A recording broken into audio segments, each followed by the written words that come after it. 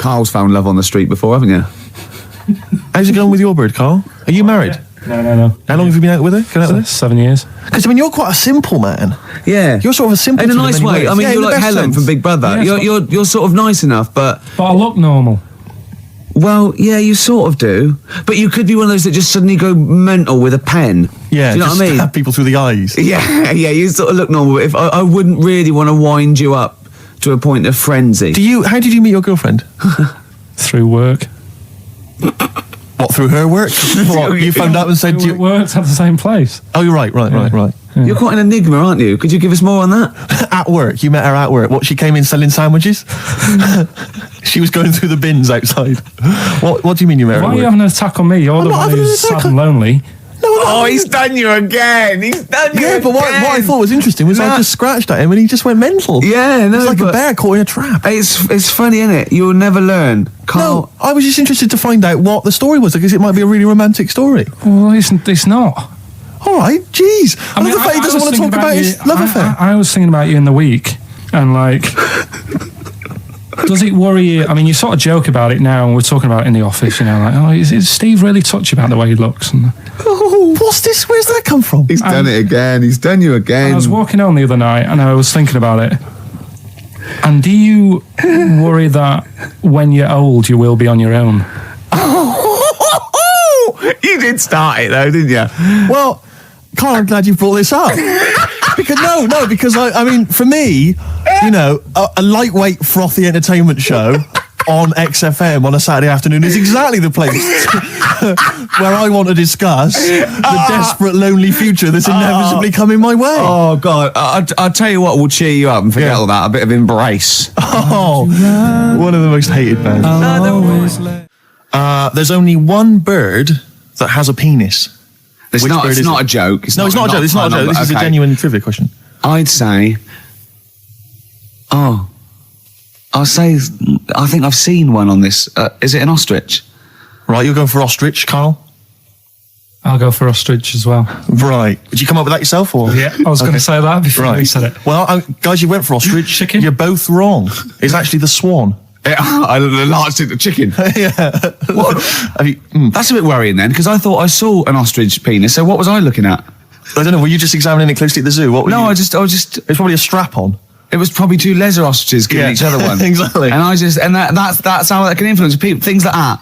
Dirty, filthy lesser ostriches can confuse a child if he's at the zoo and he doesn't know. A swan's got... That's really annoying. I'd never give a swan a knob. It's the little puffiest of all birds, isn't it? Yeah. Oh, I'm protected by the queen. But I need a knob. If I had to give a knob to any bird, Good question. No, I wish I'd posed that myself. If you could give a knob to any bird, what would it be? Phone in. Vulture. Of course, a vulture. They need a big veiny bang stick. Yeah. What about yourself, Carl? If you could give a knob to any bird, and don't make it rude. Or if I could give a knob to any bird, what bird do you suit up? It's got to be a bird of prey or something like that, hasn't it? Cool. Just a robin, really. That would be amazing. That would be Christmas cards would be like. Yeah, but it's a normal human-sized knob on a robin. That'd be great, wouldn't it? And the other thing annoying about this is ironic, right? Now, the male of all bird species they're called a cock. Yes. Right. But the only bird with a cock, right, is called a cob. Is that what a swan's called? Yeah, they're cob and pen. They're not cock and hen. That's and he isn't a cock, but he's got a cock. Yeah. Quick query there, Rick. Go on. When you said then cock, presumably you meant male bird the first time you said it. Yeah. The second time you said it, you said cock. Did you mean the penis? Well, you're showing off the whole farce of radio broadcasting. Because you're not really allowed to say cock. No, exactly, no. One cock would cause great offence. Yeah. The other cock's fine. Exactly. It's weird, isn't it? It is strange. It is strange. So, I mean, if I said now to you, I like cocks. Yeah. Meaning birds. Yeah, that'd be fine. Yeah. But if I meant penises, it would be a problem. If you like cocks, it was right. That would be... Carl, do you like cocks? Do you like cocks? No. Right, okay, that's fine. I was asking if you like... No, I like, Yeah. Well, I'm a big fan of tits. The small birds that come down and peck at you. Yeah. Yeah, you like tits and cocks. There's nothing... Tits and cocks. There's nothing wrong with... There's nothing... Carl, don't worry. There's nothing wrong with saying tits and cocks. When I said tits, I meant the little birds. Yeah, and when I said cocks, I mean the big birds. Yeah. Do you know when... Go on. No, it's just that... It's when you're talking about tits. Yeah. at the milk. Do you? I like the fact they flutter away when they hear the milkman coming. Oh, come on. So when what? What are you talking about? What are you talking about? No, when the milkman's coming, when he's walking up. Ash, and sometimes lovely song. Got to apologise to our producer there because he was worried about it. There was nothing wrong with it. It's just like saying you like watching birds in the garden. It's just that I think you're better than that. I know it's cheap, isn't it, to say like I like tits. Yeah, I like cocks. So are we a bit more literary now? One of my favourite things is Fanny by Gaslight. Really? That's interesting. That's interesting. I'm a big fan of Moby Dick. The book, Moby Dick. Yeah, not the medical condition. There's nothing in your No, it's the big horrible thing that used to swallow semen. Yeah. Now, in the winter, Steve, go on. There's nothing I like more than to keep my hands warm in a muff. No, sure. You mean those kind of furry things that sort of classy-looking ladies? Yeah, posh ladies often put their hands.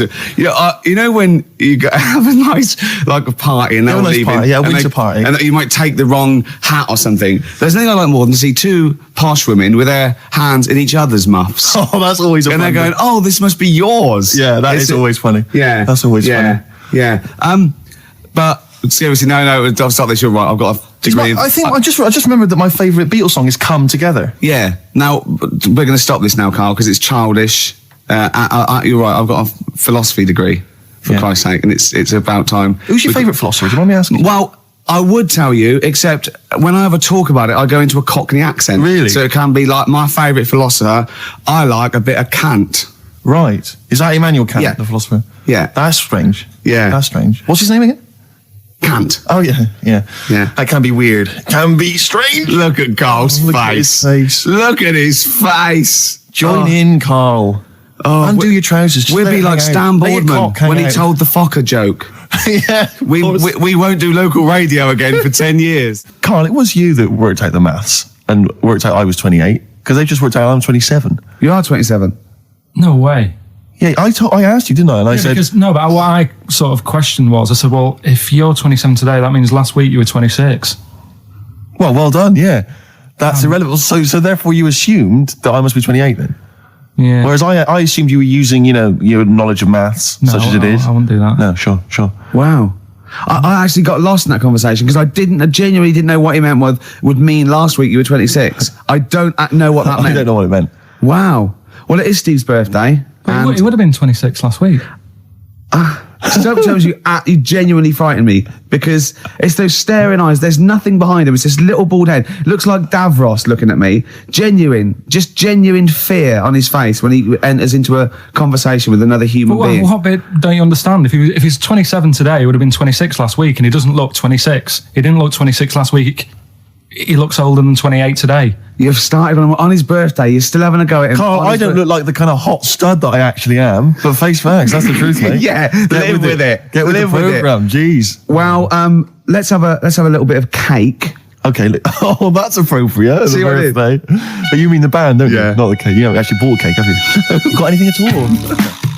Can I tell you one of the best presents I ever had? Go on. Without doubt. All I ever wanted was a go-kart. This is true. I was like sort of 5, 6, 7. And I eventually, for Christmas, I wasn't sort of spoiled in the sense that I got pocket money, but I always got what I wanted at Christmas eventually. Because, working class mothers, they'd get it out of the catalogue and pay for it for the rest of the year. So I always got... I had, really, as many presents as anyone else. And I got this go-kart. It was a little red go-kart, and it was a pedal one. And I'd run home from school and I'd be in it and I'd get up and down the garden for hours. I had to come in from a tea and this was fantastic. And this went on for like weeks and weeks and went through the summer. The next summer, it was fantastic go-kart I'd show off. And then one day I came home and I went, it was always at the back of the shed, sort of up against the shed. And I went in, I couldn't see it. And so I went to the back door. My mum was sort of like washing up with that. And I went, where's my go-kart? I thought it hasn't been nicked. She went, your dad swapped it. Your dad swapped it? Yeah. I went, he what? And I was going to be brave. And I went, he what? She went, he swapped it for a wheelbarrow. And I could see she didn't approve of this. And she was thinking, I'm going to tell him. And then I'm going to, have this out. And I went, right. She went, it's your wheelbarrow. And I went to the back of the shed and there was this wheelbarrow he swapped it with a bloke called Jimmy Dublin, who he worked with. Jimmy Dublin? Yeah, I don't know. I think he was a respectable member of the community. He was fine. It was his lively. No, I think he was an Irish gentleman, and that's why he surprised me. That's why I don't know what his real name was. And I think my dad must have been drunk, and he went, I want to get my son a go-kart. And my dad went, well, my kid's got one. He's probably had it for a year. He's probably bored with it. Yeah. And he said, I'll give you this wheelbarrow. And I went to this wheelbarrow, and it was caked in concrete. I could hardly lift it. I just nicked off a building site, obviously. And I'd be there for hours trying to push this wheelbarrow up and down the garden, right?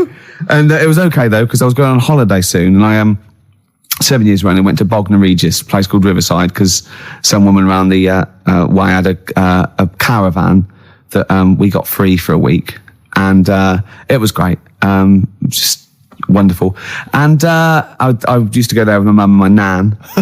Oh, party time!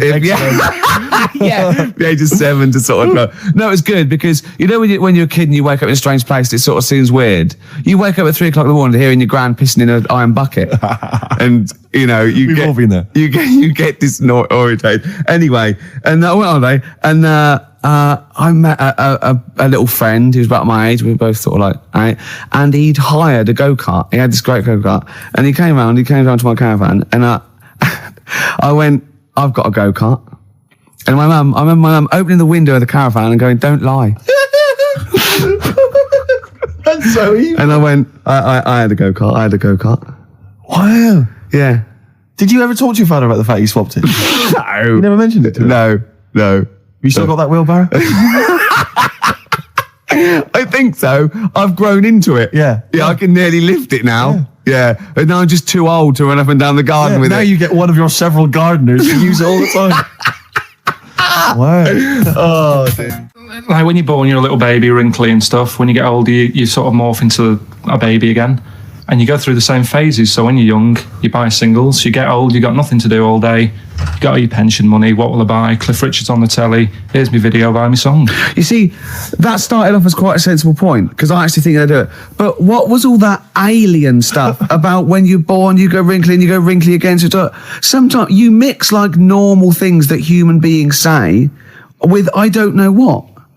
Well, look, when you're a baby, you've got a little bald head, no teeth. You get old. What happens? Are you a philosopher? You're an official philosopher. Because, I mean, it sounds like it. Oh, Karl, play a record. You're a gem. You're a diamond. I used to sell mackerel. Did you? Yeah, I had a pet magpie. Did you? Called Maggie. Oh, inventive. Pet magpie. You mean you captured it and didn't let it go away? Yeah. Can't have a pet magpie. But then it got really vicious. I mean... Well, it was trying to let me go. What did you keep it in, a rabbit hutch? No, it flew around, but it used to just like come to me all the time. But then it started pecking me head and stuff. That's not a pet magpie. That's a bird in the garden. No, but I could actually... I could hold it and stuff. It wasn't scared of me, and it knew it was me. It used to come down from like the top... It hated you. That's why it wanted to peck you. Is that... And the other thing... I always remember being younger and like walking through the woods to school with my mum, and like, I was chasing a butterfly, and she said, "Oh, don't do that, Karl." And I said, "Why?" She said, "Because they only live a day." I said, "Oh, all right, I'll get a dead one in the morning." That's genius. That's great. That's quick thinking, isn't it? Oh, that's sweet. Let's play a song. Oh. Wu-Tang Clan and Gravel Pit. We love that, don't we? I love it, yeah. Yeah, brilliant. Classic track. We're talking about embarrassing stories and stuff, and I don't know if I've told this on the radio before. Have I told you, Karl? I'm not sure. But this was when I was working at the BBC. This is not even long ago, and I'd moved to London, and I was fairly new in London. And I was working at the BBC, and I had this BBC hire car, and I've never told it. If there's anyone listening who works for the BBC, I don't know if I can still get in trouble for it. But this BBC hire car, and it was like I'd been ferrying kind of actors and people and production people around all day in this car. And I was driving back, it was quite late, it was about sort of 7 or 8, and I was driving back, and I pulled in to get some petrol to fill up the car every day. And I went into this garage to fill up some petrol, and I was there, and two blokes came in a white van, right? They pulled into the forecourt, and I was filling up the car, and they went, "Hey, do you want to buy a couple of speakers?" And I said, Yes, I do. Yeah. Because I'll tell you the reason. It was like I was so flattered that they thought I'd be the kind of bloke who would A, need some kind of classy speakers, and B, would like to buy them on the sly. Do you know what I mean? Yeah. I thought, they like the They've seen me. They've seen I look a bit of a hustler. Exactly. Yeah. I'm a street sort of guy. You can see by the way I use my walk. Exactly. Yeah. So I couldn't believe my luck. So they drove behind the garage, the little sort of garage bit at the back, and I went round there, sort of casually went round there, sort of locked the car, went round there. They went, open the back. You had these speakers in there. I said, are you sure these aren't knocked off, mate? He went, no. We work for Dixon's. This is the story he spun me. We work for Dixon's, right? And we're delivery men. And if we make a delivery and the person's not there to sign for the goods, then we have to bring them back to the warehouse. But if we can sell them on the way back, then that's really good for Dixon's. Dixon's must love that. And instead of thinking, are you sure some kind of troubleshooter did someone going to go into Dixon's and go, you're not getting in the garage forecourt market? Jones. Exactly. Get a couple of lads in a white van. Exactly. Yeah. So anyway, so I sort of bought this story and I was a little bit dubious and I went, right, let me hear them then. And he wired them up to the car stereo and boom, boom, boom, they're playing. So it was some groovy hip hop. I was thinking, great, these guys know what I'm into. Yeah. And he's giving me the talk and stuff. And, I said, I'm a bit worried these are knocked off. He went, no, listen, we got a bloke at Dixon's who can confirm this is fine, right? Phone him up, use my mobile, right? And quote this reference number, right? So I phone out, and I goes, I go, hi, some guys here in the garage forecourt trying to sell me some speakers. Just wanted to check. He went, it's fine. I went, should I just read the reference number or whatever? He went, if you want. And X14, and I went, yeah, it's fine. Yeah. Okay. You know what that was, don't you? That was actually Mr. Dixon himself. Exactly. Yeah. Exactly. So I'm thinking, well, they sound great. They're giving me for a knockdown price. I'd say they were like 400 quid. They were like 200 quid or something. It was a good bargain. I was in the market for some speakers as well. Yeah. So while they were loading it's them all kosher. I phoned Dixon. Exactly. I phoned Dixon. That's fine. Yeah. So while they're loading them in the back of the BBC hire car, right, I'm in there paying for the petrol, right, and the guy serving goes, right. He goes, what were you doing around the back with those blokes? Right? Because obviously there's security cameras filming this whole transaction, right? And he goes, what are you doing around the back? And I went, brilliantly, there's some old mates. Some of my mates were just having a chat and that. He went, oh, right, okay. Like, giving me obviously the evil eye. So I went back to the van. So I'm in the car now and I'm driving with one of the blokes who's in the van with me because I didn't have the money on me. So I had to go to the cash point to get the cash, right? So I'm driving with him and the other guy's following me in the van and he was like a northerner like you and he was giving it all all right, I tell my girlfriend's a DJ. She's got some of these speakers. They're fantastic. And he's giving me this. And then my mind starts working. Now that I've got a bit of time to think, I'm thinking, wait a minute. This all sounds a bit dodgy. Yeah. It dawned on me, Rick. Fool, are you? You're streetwise. Exactly. You're streetwise, Steve. Not only that, I was thinking, how am I going to get them home? I've got to drop the car off at the BBC. How am I going to get these huge speakers back to where I live? And how can I pay for them? Because I've just spent £100 on Find the Lady with a couple of blokes in the square. It seemed like a fair game. Some of his friends were winning. But so I explained to him, I said, I can't get them back to like Brixton where I was living at the time. He went, don't worry, give us an extra 20 quid, we'll take them home for you. Oh, that's good. Deliberate. They do a whole service, you see. And there's also a backup guarantee. Did they have the guarantee, the 3-month guarantee? They didn't. No. But so I said, I'm not sure about that. He went, well, why don't you put them in a cab, send them back, and your housemates can collect it? I was like, oh, no, there'd be no one in. And I was beginning to sort of get a bit conscious of like, maybe this was a bit of a scam after all. So I pulled into like a little side road. I said, I'm not sure I'm into this now, actually. He went, what are you talking about? It's 200 quid for a pair of speakers. It's a bargain. You never get a bargain like this, mate. I'm going, not too sure, actually. I don't think I want them. He went, 150 quid, mate. 150 quid. I went, no, he's 100 quid now to you. And I'm thinking, wait a minute, this doesn't sound like the kind of work that Dixon's would be doing. Dixon's don't do that when I go in. This is it. Dixon's never negotiate in that way. When I go there, look around and I leave, they go, where are you going? Exactly. I go, no, we'll have anything then. Have anything for a So quid. I stopped the car and the white van pulled up behind me with his mates in. Sure. And I said, can you get them out? I'm not interested. And he went, 100 quid, mate. And he was just going, you tosser. You obviously want some speakers. And he was having a go at me.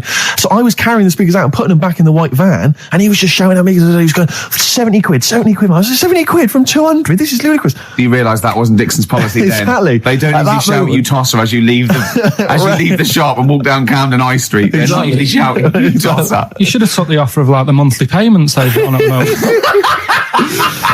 So eventually I put them in there and I sort of knocked the deal on the head and I got back in my car and they were in theirs and I just looked in the rearview mirror and they were punching the dashboard like with aggression and venom like we let that deal slip through our fingers. And I've never been so terrified in my life. I just sat there and I was just thinking, oh my God, all I was thinking now is what if I go back to the BBC and they go, we've had a call from the police, the man at the garage, he saw you doing a dodgy deal. I love it. Yeah. Well, what you do is you put the hire car in a drain in your front garden and then go in and out of the toilet just pouring bleach down or Ajax and then never know. What sort? No. The Pope. Yeah. What semi-precious... Sorry, Mrs. Robinson, we're going to have to let you go. Yeah. Go on. You are the weakest link, Carl. Goodbye. Yeah, go on. The Pope. Yeah, the Pope. Yeah, we've got the Pope. Yeah, that's not strictly a question. He wears a... He wears a Desmond's hat. He wears gore-blimey trousers. Yeah. Does he live in a council flat? Yeah, he lives in a council flat. He wears a semi-precious stone. What's the stone? The Pope wears a semi-precious stone. What is the stone? You mean, what is it called? Yeah. What is it called? What, is it got like a kind of papal name? I think it's like, is it a 18-carat one? So we got to try and get the carrot of the Pope's big diamond. He calls it Dennis the Stone. Do they want the type of gem it is, like, or is there some kind of papal name for it? Or do they want it like the Rosetta Stone, or I don't know. I can't actually play a record. Play 2 record. Let's not. Where's your head at? Basement Jacks. Right. Okay. Let's get this. Have we knocked this on the head? Then it's just not happening. Oh, here he is. Look. Here he is. Come in. How have you... Oh, God. I don't believe that. Oh, that's pathetic. I do not believe that.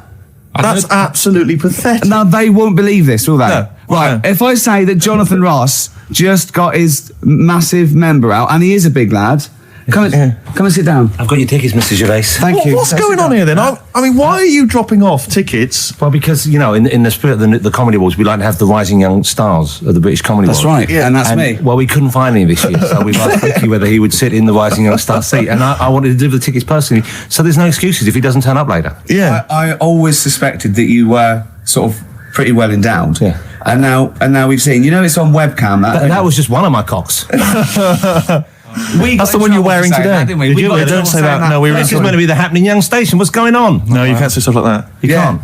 Just careful what you say. Look at after Julian Clary. Take his wilderness and he comes back in a person. 10 years of the wilderness. Happened to you. That's Jesus you're thinking of, isn't it? Just because you're on everything at the moment. I walked in here and I came in here and I thought this is the young happening place, and what do I see in here? 3 old men sitting. What are you talking about? I'm only 28, 27. You're wrecked. You all look wrecked. Well, that's because we're always partying. I was looking for some youngsters. Where's the youngsters? I wanted to see some tight leather pants. I wanted to see some foxy chicks hanging on you every word. What is it? It's a bunch of old blokes on a block up there washing up in a sink. But look at him. He even dresses for radio. This is ludicrous. It's amazing. Looks like you're I love the fact you were on the phone to Gervais last night, weren't you? Asking his advice. Yeah. On clothes. Look at him. He's going for the man down the DSS. I like that look. That's a nice look. Have you got a single pair of trousers that aren't elasticated at the waist? They're maternity jeans, aren't they? They've got a whole frank panel that pulls The forward. thing is, what I do at the end of the week, I can pop these in the pan and I can make a nice soup with all the food that's encrusted in them. At his years as a homeless coming to the fore there. Look at you, one step away from Lawrence Llewellyn Bowen. I'd like to be that bit closer. But why are you dropping off tickets? Are you a little bit... Because I thought you were married and stuff. Why do you suddenly got this obsession with Gervais? Because I'm a bit rough, ain't I? yeah, it's like when you see Dale Winton out with those rough boys. I'd like to get one of my own. When a top celebrity in a lovely looking suit walks down the corridor with his penis out, Yes. Yeah. I know that I'm still attractive. You've arrived. I was inaugurating the same way. For me, it was Des O'Connor. It's the passing on of the baton, if I may use that euphemism. and you've been battened. But it's fantastic. Well, it is a pleasure. I don't think I'm complacent just because I'm mixed with you. I still wake up and think, I don't believe it. I'm mates with Jono. Can I just point out? Jono. I was listening to the show last week and I heard you, as always, revealing a little too much about yourself, if you don't mind me saying so. Yeah. Steve, not as much as you. No, but that was just for the benefit of the room. Yeah. And talking about when you used to occasionally urinate in the sink. Yeah. When you were around my house last time and I came in and you looked a bit shifty. No, please reassure me. It was more ownership. Yeah. I was like, I went to my territory and then other people that come in and go, has Gervais been round here? It's like just marking my territory. Because my coffee the next morning had a hazelnut tang to it that I don't remember putting in. Can I just say something?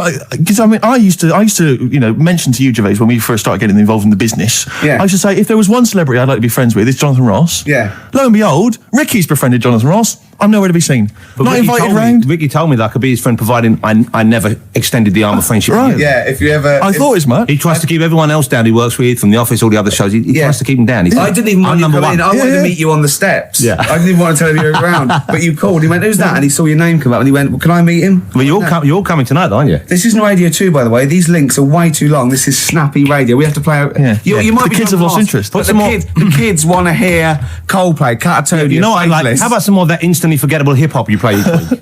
One of those obscure hip-hop hooey. That's the worst feature on British radio. You should be ashamed of yourself. Wait a minute, I read your quiz on Radio 2. I said the hip-hop that is that. Put it away. I'm Carl. Carl, how you doing? I'm all right. Got a question for you. Right, man. Got a question. Yeah. The Pope. Yeah. What semi-precious stone does the Pope wear? That is easy. Go on. Topaz. Is that the right answer? I don't know, I might have wrote it down. I'm really sorry, Jonathan. It's not what he publicly admits to, but I have to know because I was hanging out with him at the Groucho one night, and he was saying, "Oh, look at this, look at that topaz. Go and buy that. Look at that. Vatican City. Look at that. We can make a nice ring out of that." He said. Didn't go anywhere, but thanks for asking. I better go. I've got to go. I've got to go and buy some winkle pickers. Thank you very much. Okay. Enjoy it. Steve. Carl, I wish I could say it'd been a pleasure. But actually, it was quite creepy. See you later. The reason you became king of the universe, of course, is because of your fascinating French bread anecdote. Oh yeah. Come on then. How did baguettes come about? If this is going to be someone cooked a loaf a bit wrong and said I can still make a sandwich out of it, I'm going to hit you. No. Go on then. Right. Napoleon, when he was at war and that with Russia. 1812, yeah. Yeah, all his soldiers were like, not used to the cold weather and that. So they said, take some clothes in your bag with you because it's going to be nippy out there. So they put all the clothes in the bag. Sure. They were told it's Napoleon, for Christ's sake. No room for any food. You're joking. So couldn't they make some sort of like sandwich? No, it wouldn't fit because of all the clothes. You had to take extra gear. Sure. So anyway, he said, I can see where this is going. I'll be honest. Is there a baguette-shaped gap left in their holdall? They thought, let's make some bread that you can fit down your trouser leg. What? That's not true! No, it's not, I read it in Euston train station. I was waiting to go back to Manchester. Where did you read What's this? scrawled on the wall in graffiti? Yeah. Do you know was it also meet me here for cock fun at 12 o'clock? The upper crust sandwich shop, Euston station. It's on the wall. What do you mean it's on the wall? Do you know it says like sail on at Dixon's, whatever? Yeah. Next to that there was like a bit of information. Once you've read the stuff on Dixon's, I get information. There's a big thing about the history of the baguette. I read it and I thought, we got to make a sandwich we can split down our trouser leg. But how can you march and fight with a huge piece of bread down your train? Although it would be intimidating. You see them coming, you go, sacre bleu, look at the size of them. They're big fellas. Well, blimey. I can't help but feel that could be a practical joke at your expense. Yeah. do that. Well, the Earl of Do you Sandwich... ever question anything you read? If it's printed up, is that, like, fact for you, then? Well, it's not funny. I mean, if they were trying to be funny, it's like, it's not, is it? So it's information. Have you heard us? Things sometimes want to be funny when they're not. That's exactly what happened with the sandwich. The Earl of Sandwich wanted something he could fit down his pants. And it was those triangle cut sandwiches wrapped in cling film were perfect. You might be right. You might be right. I am. Because the Cornish pasty, so they could drop it down the mines, isn't it? Is it? They wrapped it up they wrapped up like meat and vegetables in pastry, and they sort of crimped it, and it was like and they dropped it down the mine. So, yeah, that's how that came about. And bagels were originally made so that people could play hoopla, but then eat afterwards. I don't know if you're aware of that. That is true, Carl. Well, anyway. Call my bluff. Is that true? Yeah. They're all true. They're all true. Yeah. Tell your kids that when you have them. Yeah. If they're still alive in a million years. Well, it might be true. Can someone confirm that baguette fact that it was so Napoleon could stick it down his trousers? Not him, his soldiers. His men. Yeah. Fascinating information. Fascinating bread information, Carl. Radiohead. Yeah, now this is my song for the lovers. It's a beautiful track. It's Let Down off OK Computer. It's one of my favourite Radiohead tracks. It's lovely. Right, set the tape going now if you want to tape these songs. Avalanches, Frontier, Psychiatrist. Absolutely. Well, we've had lots of emails. People, obviously, we inflamed and provoked about the Cornish pasty. I've got a couple of amendments to that. The crusty bit, is actually as a handle, because obviously the miners had dirty hands, and they'd eat all the stuff in the pasty, and they'd be left with this sort of crust, and they could throw that away. Mm-hmm. Also, someone told us that at one end was an apple, so you have a little sweet as well. Little dessert. So, there you go. You noticed how, over the years we've been doing this, way back when we started XFM, no one ever contributes when we ask about the music, when we ask about hip-hop, or their, opinions on that, anything important. No. But start talking about pasties. Yeah. We've had about 5 phone calls. Yeah. And someone phoned up to confirm They used to work for Upper Crust, and basically, Carl got all excited. So it is true. Well, I don't know if it's true. I've read the same sign you did, Carl. Interestingly, there's an email here that says, which basically offers a history of the baguette, and talks about after the revolution, the government decreed that all of France must eat the same bread. And it was up to the bakers to bake this bread of equality. And then Napoleon kind of made sure it was a particular, he kind of set in. Obviously on the bread you can eat anything you find in the garden, frogs, snails, bits of horse, But squid. the interesting thing is, Rick, that there's no mention of sticking it down your trousers whilst going to war. The French have tried to keep that secret for over 100 years, It was Steve. only the upper crust people. Nearly 200 years. That is a top secret. Somehow Euston Station upper crust got hold of a document left behind in an old sea chest, possibly Napoleon's, could have been Josephine's. Unfortunately, jotted it down. He's kicking himself now. Oh, Secret, I cannot believe I left a note. If he talked like that. He did that, yeah, he talked English, but in a very funny French accent. Do you remember, there was one thing that, talking about funny French accents, you remember Allo Allo? Yeah. Remember, it was on about 5 o'clock in the afternoon, but they still meant, because it was a funny Frenchman, it was that English guy who was posing as a French police officer. It's very complicated. He would often walk by, and I remember there was one where he said, I was pissing by the door when I heard a shit. Oh yeah. Now that's passing by the door. I'm allowed to say that. By the door when I heard a shot. That's what he's saying. I'm allowed to say that at 2 o'clock because I'm just saying I'm talking in a French accent. Yeah. I was pissing by the door when I heard a shit. Yeah. That's fine. Yeah. Because I'm speaking French, Carl. Do you know what I mean? That's the rule. Do you know why people tink the glasses before they have a drink? Why they tink? The verb to tink. I do know that, Carl. Is it about poison? It is. Here we are. What, would it make a different noise? Nope. Brilliant. Go on, explain Why? it. You explain it, Steve. No, don't, Steve. You explain it, Carl. Go on. I've started, so I'll finish. Go on, Carl. Explain why they tink the glasses. Ages ago, Yeah.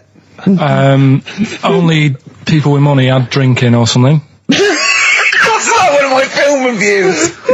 Years ago. Welcome to History Now. Now, ages ago, only people with money had drinking or something. Keep going, Carl. Keep going. Like spirit and stuff. So they'd it's like businessmen. It's easy for you to say. This is getting to be cruel, isn't it? This is amazing. Yeah, go on. Why did you open your mouth, Carl? What were you hoping was the best that could happen? Because you were trying to make me look stupid before with the planet, so I'm not... Whereas you know... Yeah, go on, no, come on. Businessmen with money have got to drink and ching. Okay, so then we'll drink. So they'd nip round to have a chat about whatever they're earning money with. And they'd say, right, do you want a drink then? And they'd go, oh yeah, that'd be alright. So rather than just pouring it out of a bottle into a glass and saying, there you go, it could be going, hang on a minute, it could be poisoning me here and trying to nick my business idea. Yeah. So what they'd do, it sort of pour a bit of his drink into the other person's glass and you get that tink noise. And that's like cheers, you know. No, Carl, I just have a slight amendment there. I think what it was you're absolutely right that they would then test each other's drinks to show that it wasn't poison. But over the years, that was reduced to just chinking the glasses by way of saying, let's not actually bother going through the whole rigmarole. They just did the chinking of the glasses. Yeah, that's good. It was exhausting though, wasn't it? I know. Was it worth it, do you think? Well, I like that, because people carry that with them now. When they do that, they'll think, oh, that bloke's definitely not trying to poison me. Yeah. So the horrible thing is that now, when I do the glasses, I can laugh and go, they don't know I've poisoned them. Exactly. You should always do the pouring back and forth. It's a shortcut, it's a slippery slope. Just be careful. You were going to tell us a little story about just past my test. Yeah. My parents had a big Volvo estate, and there's quite a big car to drive. My parents didn't have a car. But I know you don't drive cars, Rick, but it's got a big car to drive if you've just passed your test. It's safe though, isn't it? It is very safe, that was the thing. Yeah. And I come from the West Country, obviously, there's quite a lot of windy lanes. No, you're joking, do you? They have cars there. Here he comes. Blimey, Carl.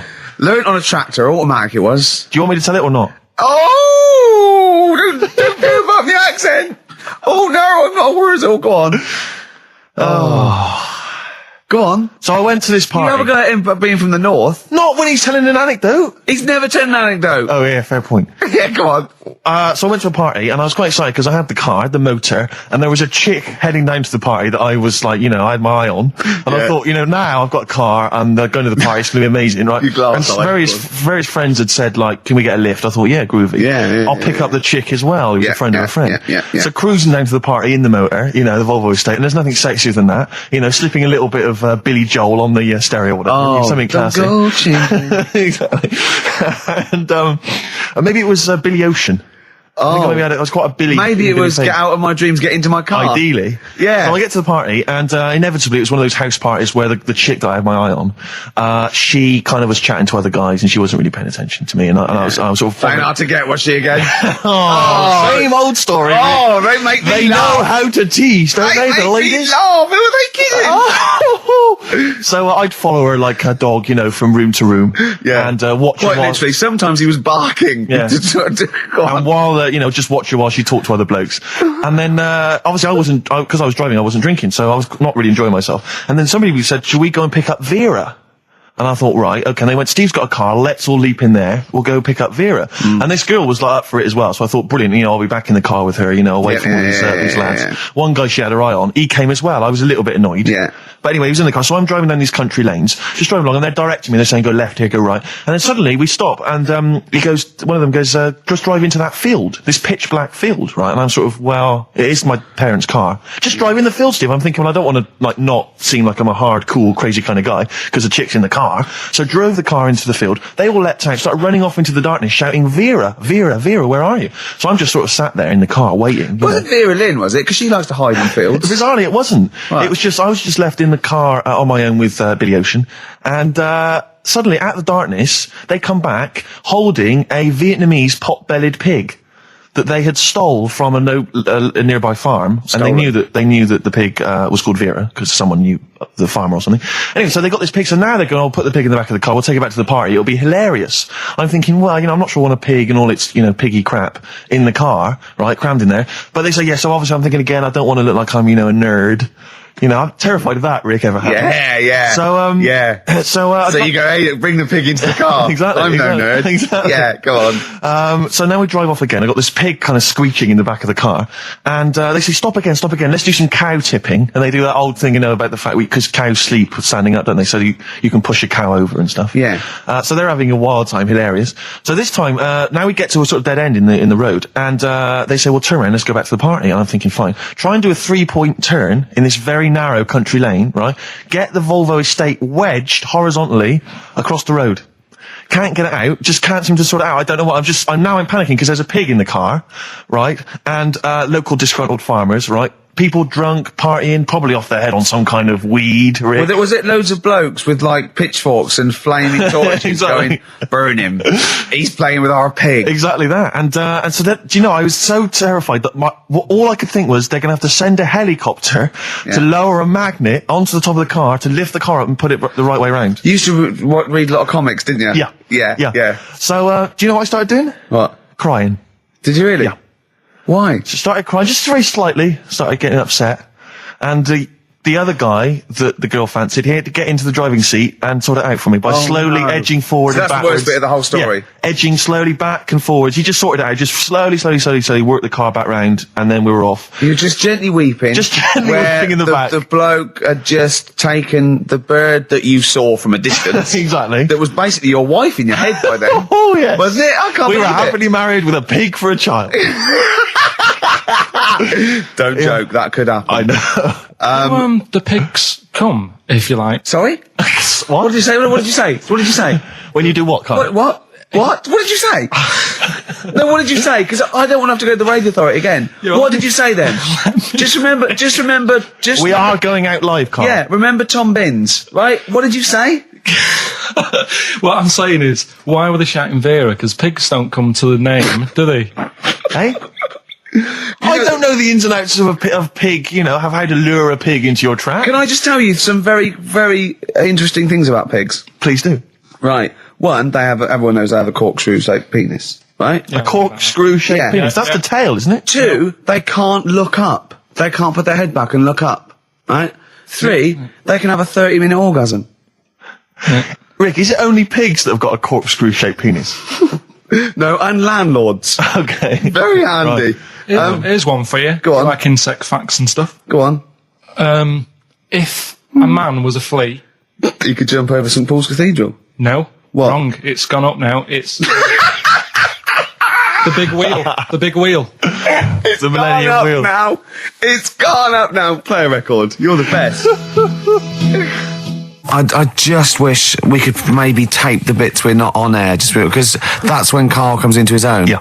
He just said to me, I don't know what I was doing, I was sort of like pottering around, dancing around, doing something annoying probably, and he just looked at me, I don't know, and he was looking at me, and I looked back, and he went, have you ever used a Y-front properly? Genius. It's a great question, because the answer is definitely no. Definitely no. Does anyone use their Y-front properly? And by that, I mean, get your winky out of the little sort of slot provided, as opposed to like put it to one side or pull them down or whatever. Has anyone used a Y-front properly? I don't think I've ever done it. I don't think I've ever done it. I've never seen anyone in a toilet doing it, Rick. You should be looking. I wish I hadn't said that. I caught you. Really? Yeah. That's actually how you prove people are gay. Yeah. Get them into this conversation. Yeah. It's a trap. Yeah, it's a trap. It was the trap. Yeah. I'm not gay, by the way. Yeah. You didn't prove I was gay. I double bluffed you. Because I knew the old gay trick. I thought it was the old gay lord say no thing. That is another method. Yeah, there's innumerable methods of doing it. That's how Oscar Wilde was caught. Yeah. Yeah. What happened there? Well, the judge went to him, did you see that film last night? Gaylord Say No, and he went no, and they went take him away. Yeah. Take him down to the cells. Yeah, take him to Reading. It is true. Well, it originated in America. Yeah. So many of these things do. It's a brilliant point, Karl. I'd like to hear from anyone listening who's, and I mean, well, they'll just lie, wouldn't they, I suppose? Yeah. I don't even use sort of flies. No. Usually. I sort of pull my Y-front, my sort of tracksuit. So that's why I wear sort of like elasticated waistbands all the time. Exactly. Just sort Speed. of like... Yeah. You got to get in there with the minimum of effort. Yeah, and out. Sure. Often I won't shake. No, no. To my detriment, because it often leaks out a little bit later, doesn't it? Ever been out on a date with a girl where it's just trickled down your leg and you wish it hadn't, and you're thinking, what if she gets my trousers off later? She might smell it or see it. What? What? I don't know. I don't know what I said there. Right. Rick, I had for Christmas something which I think might excite you and interest you, because I know you're obsessed and interested by facts. Yeah. Don't fiddle with the microphone. Well, I was just looking at what it was underneath it. So this is a book, it's just facts and trivia. It's edited by Sir Isaac Asimov, who I think's dead. So I don't know when my parents bought this book. I assume it's sort of from a second-hand shop or something. Right. It's quite on, but I got it for Christmas. I keep meaning to bring it in, because generally the facts are quite sensible in here. And I like to think if Isaac's been involved, they're probably substantiated. It's not like kind of just this nonsense on the web. I think that this is probably... Or up in Greg's the Baker's that Karl gets most of his facts from.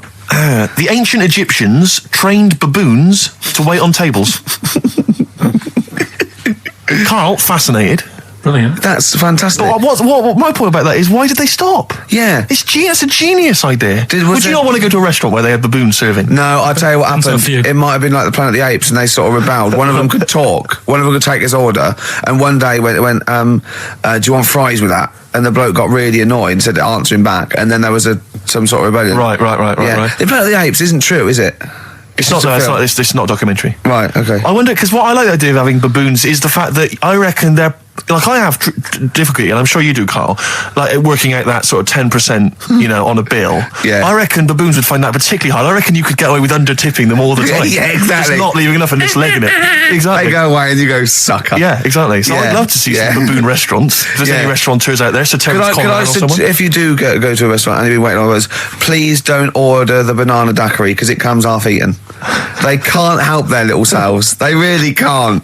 They're okay with, like, beef and steak and chips and all that. But there's a little bag. I go, do you... Can you imagine that? The baboons serving at waiting tables. It's genius. Just stop to think about that. It's absolutely incredible. Yeah. It's absolutely dynamite. Yeah. See, zoos would be a lot more popular if there was like the canteen and you could go... If they were serving tickets to two, exactly. One child, okay, go through there. I think they should do other things, like in the Flintstones, they used to mix cement in that bird's kind of pelican. Yeah. We should start doing that again because that also happened in ancient times. Yeah, exactly. According to the Flintstones. Yeah, before they had proper cement mixers, that's what they did. That was how they did it. Definitely. Yeah. Just animal facts. I remembered one in the week. Go on. There was. Do you know them two gay American men who have tigers? Okay, the two gay ones. Those Yeah, are go the on. two possibly gay guys. Yeah, let's not worry about libel law anymore. Then, if you shave a tiger's head. Whoa. Right, okay. You've got to treat that sentence with a lot more reverence than you did. Think what you're saying. If you shave a tiger's head, Not just his head, its whole body. sorry. Sorry, yeah. So I thought you were getting weird. Go on then. Yeah, if you shave a tiger, yeah, go on. It's still stripy underneath. The skin's. Is it like rock? It goes all the way through. Yeah. That's amazing. Where did you hear that one? I remembered that. Like, I was Was watching. that a drunk just shouting it in the street? I shaved a tiger and it's still stripy. Get out of here. Yeah. Well, you know a polar bear? Come on. Polar bear's skin is actually black and its fur is transparent, not white. And it gives the illusion. So it gets all the radiation possible from the sun, but it's still camouflaged. I didn't understand that, Rick. Sorry, you lost me. If its skin's black, a polar bear's skin is black, and its fur is translucent, and its fur is translucent. So why is it white when we? Well, it's just because the light hits it and the sun reflects off. Yeah, and it makes it look white. Yeah, so if you look at each individual hair, it's actually translucent. So at night it would be black. Well, everything is. Is it? Yeah. Oh, not bright stuff, Rick. You've embarrassed yourself. Play a record. But I was in the cinema. This was not long ago, and I went to see that. This was I think I was off to see that film, Crouching Tiger, Hidden Dragon, or whatever it's called. Do you know Well, they could be on the phone for that because there's subtitles. So it's not going to ruin it, is it? Yeah, it wasn't her. I was sat next to another woman. She was crunching, a big fat woman. No, but he's got a good point there. Loads of people could be on the phone in there and it wouldn't sort of niggle you. Fine. Well, at least we've cleared that. Imagine if that was true. Well, because it's like when you go on the tube and read a paper. There's loads of noise, but you can still concentrate, can't you? He's got you. Do you know what That's I mean? such a great point, isn't it? Right, yeah, because it's so easy to lose yourself in that magic realism world, with all the sound effects and music and surging, exciting noise, and there's a woman clattering on going, yeah, well, I'll probably meet you later, Stange. Should we get some Diamond White in and around by the park? Yeah. Switch off. I do it. Yeah, but we know what you're like. Yeah, you can switch off, Carl. It's like you can turn your ears off. That's the skill you have. It's not the ears, it's the behind the ears. Yeah. It's the process between the ears and the brain that you can switch off. So you can still hear all these things like a cat. But I was in the there was this woman sat next to me. She was to a big fat one. She was crunching on some popcorn. Again, that's a crime. Why they're selling popcorn in cinemas? I don't understand why She the needs to noisiest. eat regularly, she's Why fat. have the noise? Why the noisiest food in a cinema? Yeah. I don't understand why that's come about. Yeah. Really makes me angry. Yeah. She's right. Smoothies. We want smoothies without straws. Exactly. The trailer for that film AI, Artificial Intelligence, came on. Do you remember that? And the tagline was, David is 11 years old. He weighs 60 pounds. He's 4'6" tall. He has brown hair. His love is real, but he is not. Oh, yeah. And she just went, how old was he again? To her boyfriend. Right? Just ruined everything. War film trailer comes on for some Pearl Harbor or something. She goes, yeah, I don't fancy that. Just announcing this, don't fancy that. Too many war films. So then the trailer, then the opening credit comes on for Crouching Tiger. And before that, that thing that comes up that says it's signed by the BBFC and it has the kind of certificate and everything, and that certificate to say what age you have to be to see it. That came up, and it said Crouching Tiger, Hidden Dragon, in brackets subtitles. She went, it's not subtitled, is it? I thought this was the most famous foreign film for years. It won Oscars. It was a huge film. Everyone knew it was foreign. She goes, it went, and it says that the credits begin. It says Crouching Tiger, Hidden Dragon. She went, stupid name for a film. What? She just wanted Paid to see it. She was with her boyfriend. So then it starts, right? And obviously it's in Japanese or Mandarin or something. She's like, yeah, and they're all talking in Japanese. Japanese or Mandarin. Whatever. So they're speaking in this, Japanese language, Oriental language, and she's going, don't they sound stupid? Don't they sound stupid? She was going, and then the subtitles come up, and it's quite a weird kind of strange language they're talking, and she was going, can't make the subtitles out either. It's both gobbledygook. Just wittering on every step of the film. I totally agree with you, but what I like in your telling of it, I know you're sort of getting quite emotional. I'm genuinely livid. But she went Mandarin or Japanese, some Oriental language. And Well, I don't know what it was. It's a strange language. It's a strange language. Well, anyway. Oh, dear. So then I moved. I climbed over several seats, made a big huff of, make a big show of moving. Yeah. Sat next to a guy on the phone, just chatting on the phone. Oh, I'd have gone mental at that. So now I hate that film. I didn't enjoy it. I don't like seeing it. I don't want to even think of it. It's subtitles, isn't it? Well, rubbish. That's why I get videos. Yeah. I should have thought that through, Carl. You're absolutely right. Lamb Chop? Yeah, let's play Lamb Chop. This is brilliant. This is from this CD that came out recently with Uncut magazine. Occasionally they put out some quite interesting free CDs. And this was one that had various covers of Rolling Stones songs. And a lot of them were, quite shoddy. But this was a brilliant, specially done, I think, for the CD. It's Lamb Chop doing a version of quite an obscure Rolling Stones song called Backstreet Girl. It's just beautiful. Let's hear it. Depeche Mode there, and I Feel Loved. Who'd have thought Depeche Mode would have been that huge? I think I've seen little lads from Basildon with little plinky plonky sound. I thought that'd be it. They'd be like Visage or something. That'd be it. And now they're stadium rock fillers. They're huge. They conquered America. He went through some hard times. He came out the other way, and well done. But see, I think what you just said there is a very good example of why they are and why certain other bands aren't. Because if you think about it, for me, you see, whenever I think of a band name, if I see a new band's come along or whatever, I always use a very simple test, which is, can you imagine that you're the announcer at a huge event? Maybe it's like broadcasting around the world like Live Aid or Nelson something. Mandela or concert. It's a Nelson Mandela Freedom concert. Yeah. And you can imagine someone He's there. Nelson's there. Yeah, with the there. Spice Girls. Oh, they're all there. But you can imagine someone saying, ladies and gentlemen, please welcome to the stage, Depeche Mode. Yeah. Rolling Stones. The Who. Exactly. But you can't imagine someone saying, ladies and gentlemen, please welcome to the stage, Visage. Ladies and gentlemen, will you please welcome our headline act? Welcome Idlewild! Exactly. Ladies and gentlemen, please welcome to the stage, Ned's Atomic Dustbin. It doesn't... Do you know what I mean? You just know. The Levelers! Some bands aren't going to make it. Ladies and gentlemen, please welcome to the stage, Mega City 4. You know what I mean? It's just a simple test. We'd like you to do that at home. If you're thinking of starting a band, or you've just named your band, you're just beginning, just phone in, tell us, or email in, tell us what your band name is, and we will use that simple test. And we will do the test. Ladies and gentlemen, will you please welcome to the stage the Franken Walters. Jimmy Eat World. Ladies and gentlemen, please welcome to the stage, Cooper Temple Claws. I don't think it's going to happen for those lads. It's a good one. It's a simple test anyway, but 100 reasons, please welcome to the stage, 100 reasons. 100 reasons I think would work quite well. Just to give the email address, ricky.gervais@xfm.co.uk. 100 reasons, if I could. Ladies and gentlemen, will you please welcome to the stage, Pop Will Eat Itself. Carl, have you got like a sound effect or something of like, get the atmosphere cheering? We're going to test. Cheering. We'll seek it out with. Have you got something there? Have a look on there. I'm just looking in the NME for the kind of forthcoming gigs of the smaller known bands, and it might be a useful place to just begin the. Ladies and gentlemen, peoples around the world, will you please welcome to the stage, Chumba Awamba. Have you got a sound effect? We got one. Nice, yeah. Ladies and gentlemen, will you please welcome to the stage, the Parkinsons. They're playing in Leicester this week, so I look forward to that. That's a good plug, isn't it? Let me see who else. If anyone wants to pop down to Leicester to see the Parkinsons. Ladies and gentlemen, please welcome to the stage, Cyclefly. Okay. Oh, there's a genuine one here. This is someone. Simon's emailed, and he says, "Will you just test this name for us?" Okay, Carl, if you can, there you go. Ladies and gentlemen, will you please welcome to the stage, Coach? Not utterly convinced. No, it's not too bad. It's not. I'm worried about the sound effect. We start to sound like Chris Moyles or something. Well, he's a top broadcaster. Everyone loves him. Losing weight as well. He is hilarious. funny man.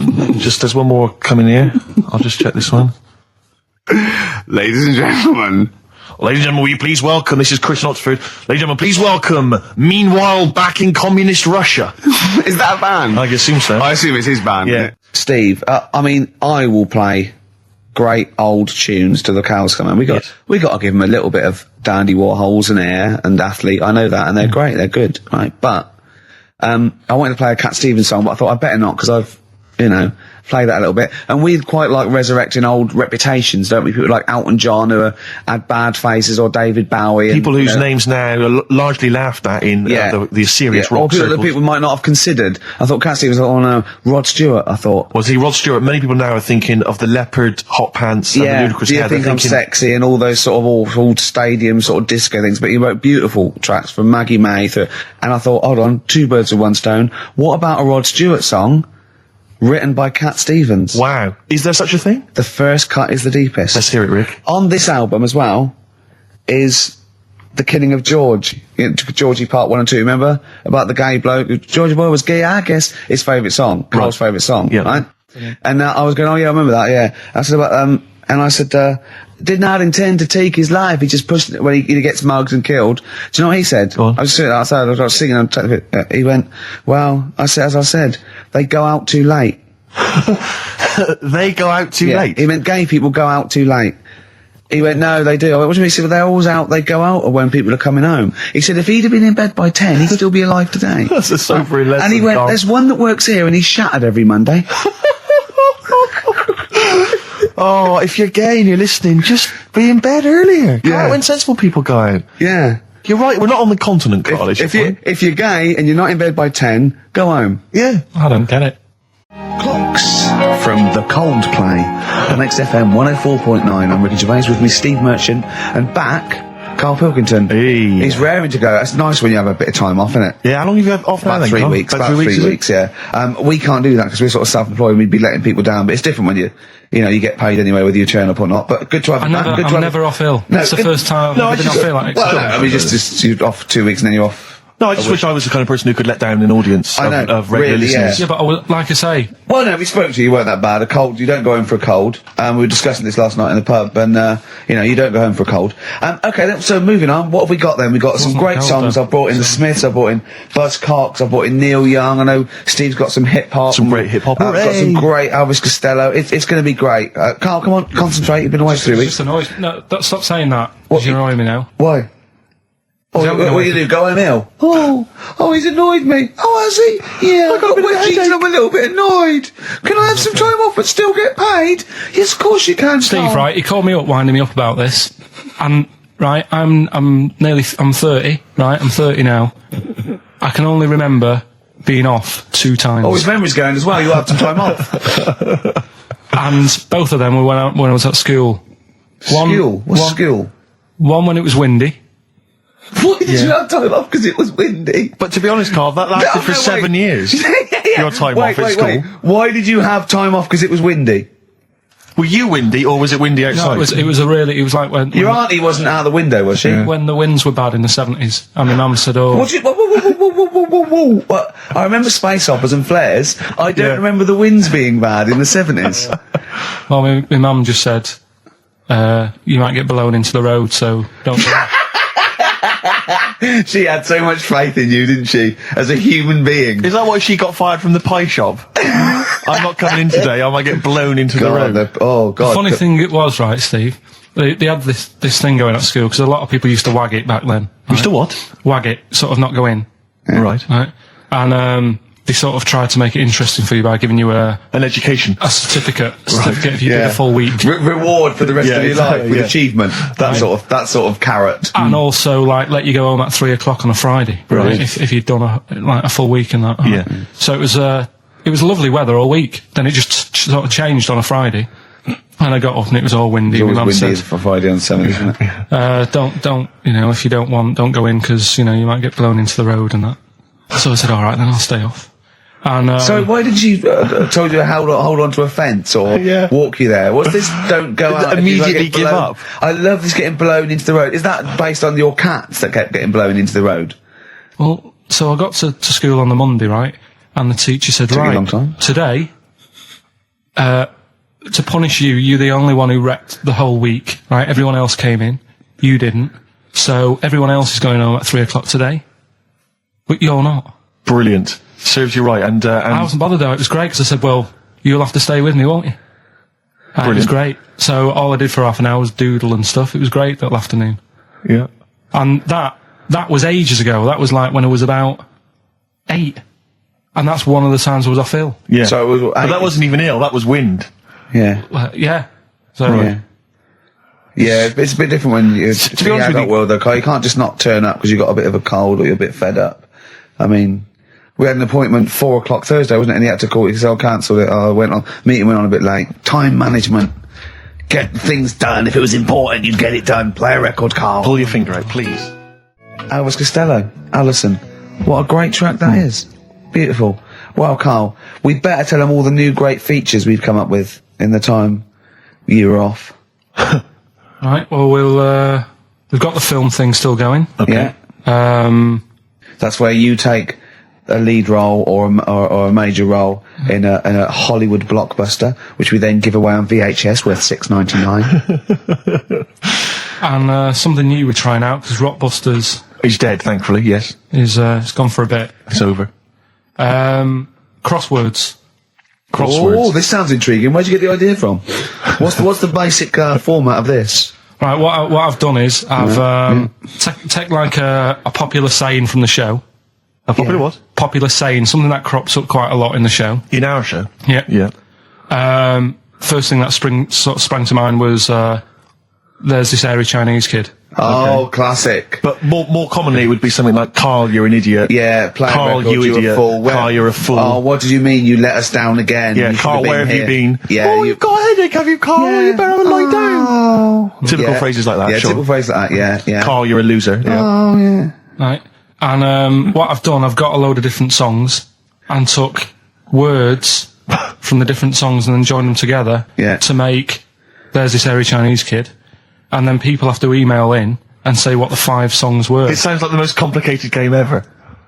I'm looking forward to it. Have you heard any of this, Rick? Because I've not heard this at all. I'm not familiar with this. Well, all it is, it'd go like, "Hey, Chinese kid," and it's from sort of 4 different songs, and you've got to identify the songs. Right. Wow. How many songs in this, Carl? 5. There's this hairy Chinese kid. Okay. Right. So, And what are the prizes for that? Are these the prizes? Yeah. All right, well, let me tell you what they are. They're not too bad, actually. We've got Live Forever, which I assume is a CD that ties in with this new film. think of that. A well-known phrase from the show, and it's hairy Chinese kid. Yeah. Where would you There is hear no that other radio show in the life? world. This is... Go on. If you've just tuned in, I mean, what are you do thinking? Think if you've just tuned in? You're going, well-known phrase from Shaw, hairy Chinese kid. Oh, yeah, classic. They'll be playing that in charades this Christmas. So yeah, this is a CD that ties in with this new film Live Forever, which is all about Britpop, and so there's stuff on there from Oasis, Blur, Pulp, etc. We've also got another Red Dwarf DVD, Marion and Jeff, first series of that, excellent. That's on VHS, sadly, but never mind. And also the very best of Led Zeppelin, a 2 CD set there with all the classics on. So that's not bad prizes, actually. Carl, you've done yourself proud. We've upped it. We're getting serious now. We're playing in the the bigger league. We've upped the stakes. And we want Heat Magazine not to lose touch with us just because Rockbusters is gone. Yeah. I think they're still behind us. So we've got film. You appear in a film. We've got crosswords. How is that to do with the crossword? Because I've got words and sort of cross them. Okay. Right, you don't really cross them. But, good. So words. We're playing a game called Words. Word Song. Hello and welcome to Word Song. And obviously I imagine there'll be some more great music. But we've got a new feature, haven't we? Which one's this? Are we doing within the Monkey News, the new feature? Oh, Steve. I'm excited. Monkey News is my favourite feature, so what have you added to it? Explain it. Right, well, there's been loads of stuff going on in the past few weeks, right? But for the times when I struggle, when sort of monkeys have had a quiet week, and there isn't that much news going on, right? Come up with this thing. I sort of speak to an expert. I've spoke to him already. You spoke to an expert, a monkey expert? Yeah. Uh-huh. And I ask him a question. Wow. Right? The feature, it's got a good name. That's the way I work. Yep. Cheapest chimps. Right? Okay. And what I do, I ask them a question about, how much does it cost to, keep one? How much does it cost to, feed one for a week? Yeah. All this sort of stuff. So I give out like a monkey story, and if that isn't enough for people, they'll also learn something else at the end of it. Right. Yeah. So like... It sounds fascinating, can I say right now? Yeah. That's just some of the things that we've come up with. Play a record, Carl. Please still continue to listen there. Yeah. Richard Ashcroft, Buy It in Bottles on XFM 104.9, Ricky Gervais, Steve Merchant, Karl Pilkington. Carl, I need the phone number of your girlfriend. Let me explain why. I was lucky enough, once again, to be on your quiz team this week. Ricky, still to beat me. He's still to beat me with his team, yeah. Second I came. The gang here and some friends, we sometimes go down to a pub quiz in the local area, and I was very nicely, I was invited by Carl to be on his team. Twice now I've been on that team. Ricky's always on another team. And what can I say, Carl? Do you mind me saying this now? Because I've analysed the team, and it's very much your team, and you've put the team together. You've recruited some excellent personnel. Your girlfriend's very, very good on the team, as is one of her work colleagues. And you normally bring in, someone like myself. I like to think I'm providing something with the entertainment section. I seem to remember last time I answered at least 6 or 7 questions that other people hadn't got. So I felt I provided something there. Karl, I rather like John Harvey Jones, who used to be called in to sort of troubleshoot companies. I see why you are not winning ever, and it's a rather pricey contest, isn't it? It costs a tenner to enter per person, and unless you get in the top 3, you're not going to get to see your money back. No. So I think you're going to maybe need to step down from the team, because Karl, I am not sure. You consider yourself a kind of player manager, but frankly, I'm not sure you're providing enough. Right. See, this is funny, because as bad as I imagine you are, I don't think Steve would make it into my team, so he's getting a bit cocky here. I want to know what your opinion of him, because he's told me he's great on it. Well, you bang out of order, first of all. Okay. Do you have a good night when you're with us? I tell you what, I wish I hadn't lost a tenner every time I've come down. That would have improved it. You point out there about the football analogy. Mm-hmm. Alex Ferguson, when did he score a goal? Right. He doesn't. He tells the others how to do it. Right? That's he my doesn't role take in up one of the 11, though, does he? No, exactly. It's not like you can only field 10. Yeah. Because we only got 10 again. I want to be in the 11. Exactly. He's not running around in midfield, falling over. Yeah, shouting, "Oh, what have I told you?" Yeah. No. Right. I'll admit. And there's a limit of 5 players. We should explain that. That's the point. Yeah, there's only 5 players on the team. But it was pretty tricky on Tuesday, though, wasn't it? It was one of the tougher... Tell everyone the one question you got right. Something about... Well, tell us the answer. The 2 words you had to say to get the answer. Danny Minogue. Danny Minogue. That was what you provided, Danny Minogue. Is this valuable? Well, no, not really, because there was at least 2 of us who also knew the answer. Oh, well, we gave him. No, exactly. We gave it to Karl. We massaged his ego. Oh, but dear. I just feel Karl. Do you know what? I feel a bit bad now, because I just sort of had a crushed face. Then. Can I just tell you right now? He just can't believe this. Can I just tell you right now? I think the problem is this. I think there's that precious 5th position that is not being filled at the moment, I think, consistently enough by a decent player, right? You've got a solid team. I'm thinking if you want to remain on the team, you are going to have to pull your finger out and find a 5th member that is going to provide, and I'll tell you where the weaknesses are. I can tell you right now, mate. The weaknesses are natural history and science. Something which Ricky Gervais is scoring on week in, week out on his team. There is a few. Now, if he was available for a transfer, we could be fine. But we've got to find someone to fill in that space. Otherwise, I'm either going to quit, or you're going to have to step down. Because I don't think I can be on a team where there is these obvious deficiencies. There are visible deficiencies. And, the £10. That's £10. I'm not made of money. That's once a month. I've seen him depressed for 2 hours when he lost £20 at a casino after 5 hours playing. Don't bring that back. Don't bring up that again. That story. He doesn't like wasting money, Karl. You know that. What do you think? What's the solution? We've got to think proactively now. We've got to sort this out. See, there's always other things going on in my mind when I'm in that pub quiz. For me, it's just a little bit of fun. Sure. It's a night out. Do you know what I mean? Suzanne enjoys it. Yeah. It's a bit of a get-together. We have a chat beforehand. Yeah. We have a bit of fun. Yeah. But there was other things on my mind. Well, Karl, I could do that here. I don't have to lose a tenner. Wait, what were you thinking during the quiz then, when the questions were coming out? What were you thinking of? Well, what it was, right, just before the quiz started, I had to go to the toilet, right? Because the rule is, right, people who don't go to it, once it starts, phones off, no more toilet. They take it dead serious, don't they, right? Yeah. So, I went to the toilet. Now, I'm not being out of order here, it just got me thinking, right? I went to the toilet. The gay fella in there, right? There was a gay fella in there. Gay fella in the toilet. Now, how could you tell? How did you know? Just typical, everything about it, right? Everything about it, right, yeah. Oh.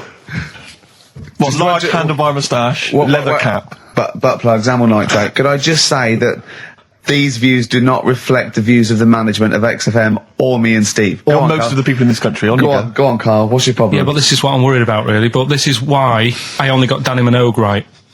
Right? Because this was floating around my mind. Went to the toilet. Now, going to the toilet, they have like men's cubicle and they have women's cubicle. Yeah. Now, without sounding out of order, is it wrong for me to think gay men should have their own little cubicle? Go in. They should have their own. Well, not cubicle. You mean an actual toilet, I suppose. When I was at the urinal, yeah. Normally, there's a fella there, and then you go, all right, and there's no pressure. But I couldn't go. I was thinking, should I wait? If I go into the toilet, it'll look obvious. Yeah. I had loads of pressure, and But what were you worried about? So sorry. What were you concerned about? Viewers? I'm so sorry. It's like, right, listen, when I was a kid, right, and it's alright for you to go into women's toilets when you're a kid, it's like, oh, it's a bit cute, right, as long as you're not, like, over 15 or something, right? Right. But when I was a kid, I went into a toilet, and women, when they use their little cubicles, they don't shut the door. Some of them just sit down on the toilet, right, and you see everything, and... No, seriously, that's probably one of the first times I saw, like, a woman. Yeah. That, right, and my Auntie Nora when she was staying over. What happened with your Auntie Nora? She was, she's into wearing caftans. Into wearing what? You know, caftans. Oh, yeah. What are caftans? Big, bellowy sort of dresses. Right. And, yeah, I used to sit on the floor at home in front of the telly. Sure. She was on the chair behind. Yeah. She did a bit of a sort of a Sharon Stone scene. Oh, God. Yeah. Did you see it? There was no underwear. No. What age were you? What was it like? What age were you? It was like a ripped tennis ball. What? Right, we're off air. We're off air. Either that or put us in for the Stonys. Iced tea. That's how I'm living. A bit of old school hip hop. Where's RT? Good point, yeah. Go make me a cup of coffee or something. Well, before you do that, can I just qualify something? I'm a little bit concerned about your toilet discussion. What exactly is your point again? I was just a bit bemused. You see, it's a tricky one. All I'm saying is, right, there was at the pub quiz, I go to the toilet, not thinking about anything. I try to go, right, there's a little gay fella next to me. I love this little gay fella. Now, the weird thing is, there's nothing stopping him having a little glance, right? Because he's allowed in the fella's toilet. Yeah. Now, I'm not allowed to go into the woman's toilet and have a little look round. Right. So all I'm saying is, should they have another toilet area? What, for gay people? Yeah. And so this would be gay men and lesbians? Is that going to complicate things? Well, I mean, I can only assume. I mean, to what point? I'll ask you a question, right? If you're intimidated, that's a shame. But you know, most gay men aren't looking at your knob. You know that. What do you mean?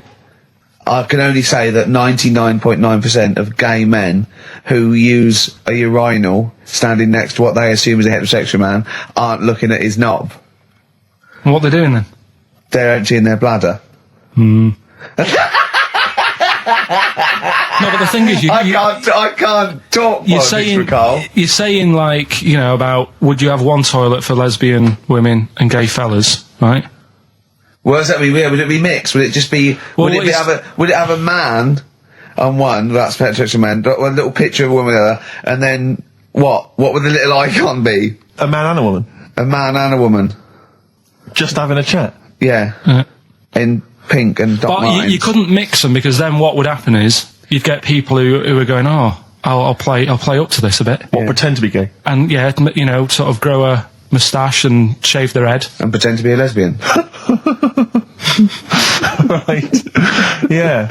So I see. So you know, people pretending to be gay so they could go in and have a look at the lesbians.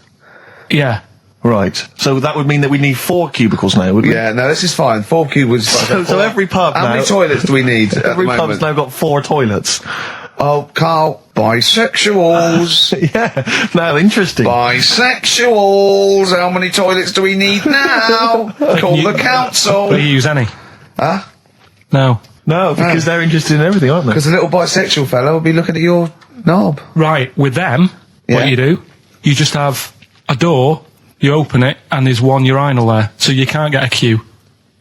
They have to sort of wait. I just thought that, well, why can't there just be a thing between the urinals, so no one can look at anyone else's knob? Wait a minute. Just to go back to Ricky's point, what stops, even if we've got the toilet for gay men, what stops the gay men who want to have a look at your willy going in the regular toilet and pretending that they're straight? Most men don't wear gay across their heads. Exactly. They don't have a tattoo. There's no branding yet in the British house where they have to declare. So we're going to have to expand this. So we've all got to carry identity. Do you know cards. you can see a gay, can you? Coming a mile off.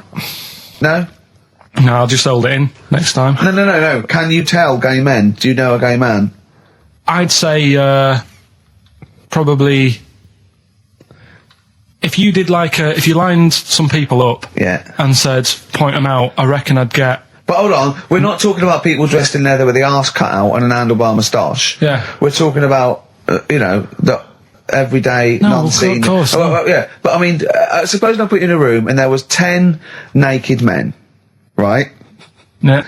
And there's 5 gay men and 5 hetero. Could you walk along that line looking at those gay... Am I naked? No, you don't have to be naked. Why would you have to be naked? To catch them out. Play a record! How will you catch them out? No, don't go into it. Don't go into it. Don't go into it. Play a record.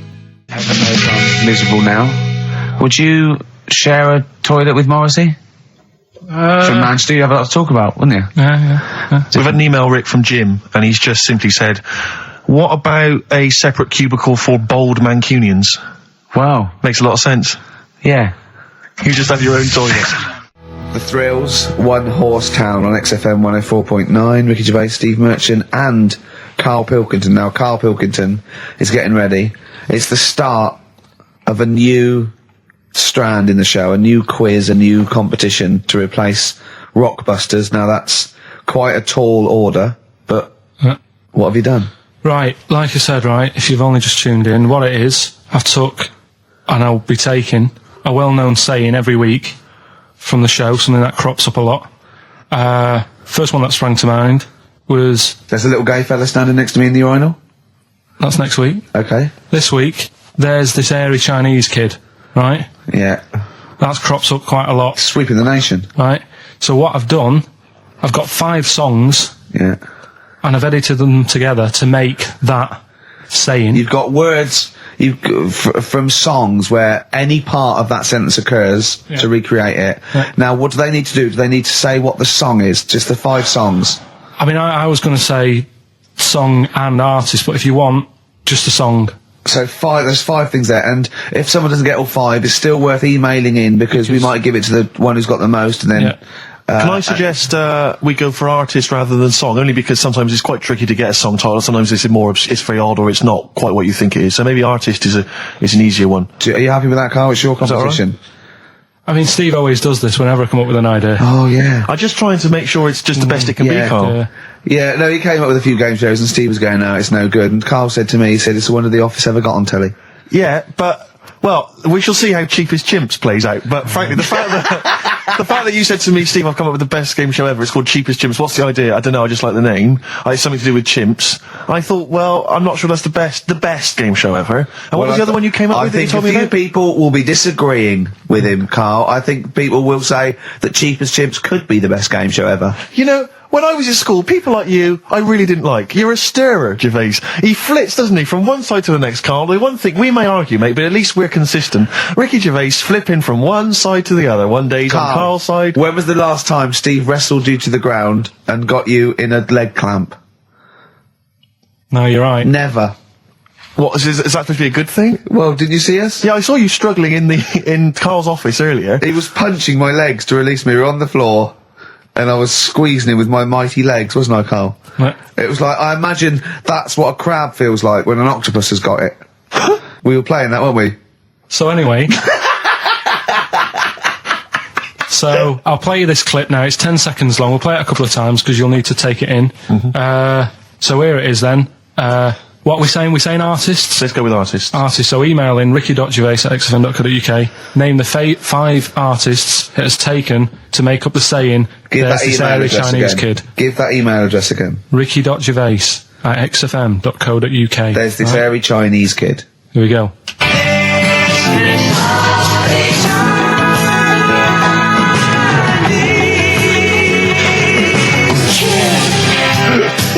Play it again. Play it again. There we go.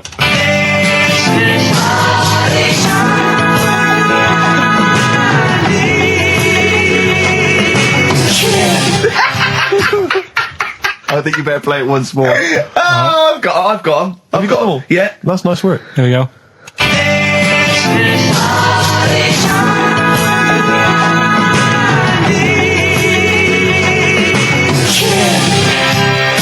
I can just remind you now that the prizes include a Red Dwarf DVD, Marion and Jeff, the first series of that on VHS, a Live Forever Britpop CD, and also the very best of Led Zeppelin. Let's play one of those actually while we're here.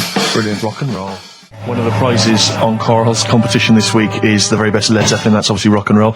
We've also got a Live Forever Britpop CD, Marion and Jeff, and Red Dwarf. And should we play it again? So people There's have got this hairy Chinese kid. Who are the artists? Here we go.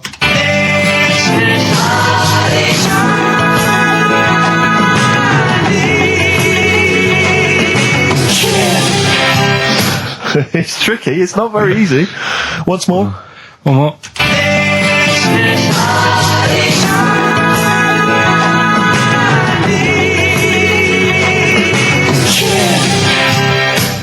Well, there you go. Ricky.Gervais at xfm.co.uk. Those prizes can be yours.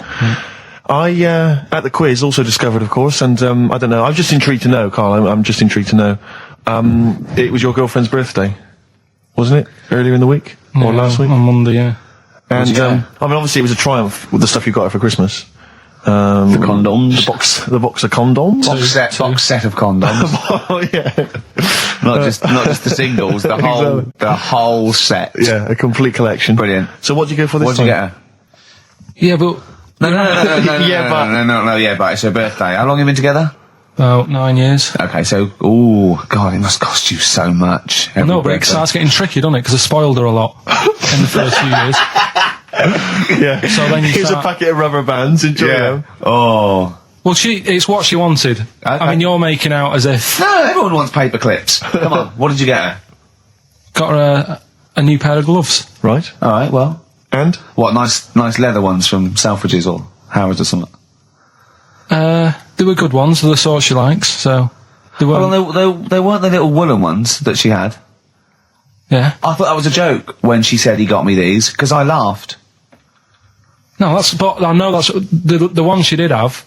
When they said it was his birthday, right, it was her birthday Monday, and me and Steve wanted to get her, and she went, he got me these, because she had those little woolen gloves on. I laughed, because I thought she was joking, Karl.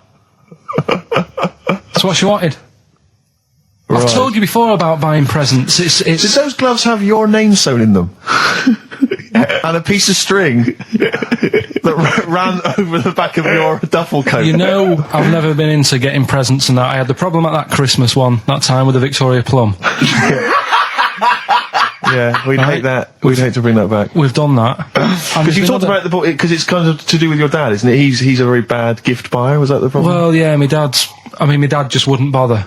It was my mum who sort of made an effort, and she sort of worked out half of what I wanted, then she left it to my dad to get it off someone, see if he could get one cheap or whatever. I love the fact that usually people talk about, like, drinking heavily or violent abuse, right? Yeah. But here's what he's been left with and scarred with from parents is bad gift buying. Yeah, and that's the Victoria Plum incident. In the greater scheme of things in the world, that's not a bad thing to have, is it? Right, there was this, this is what it's like about getting presents and stuff, right? With my mum and dad. Go on.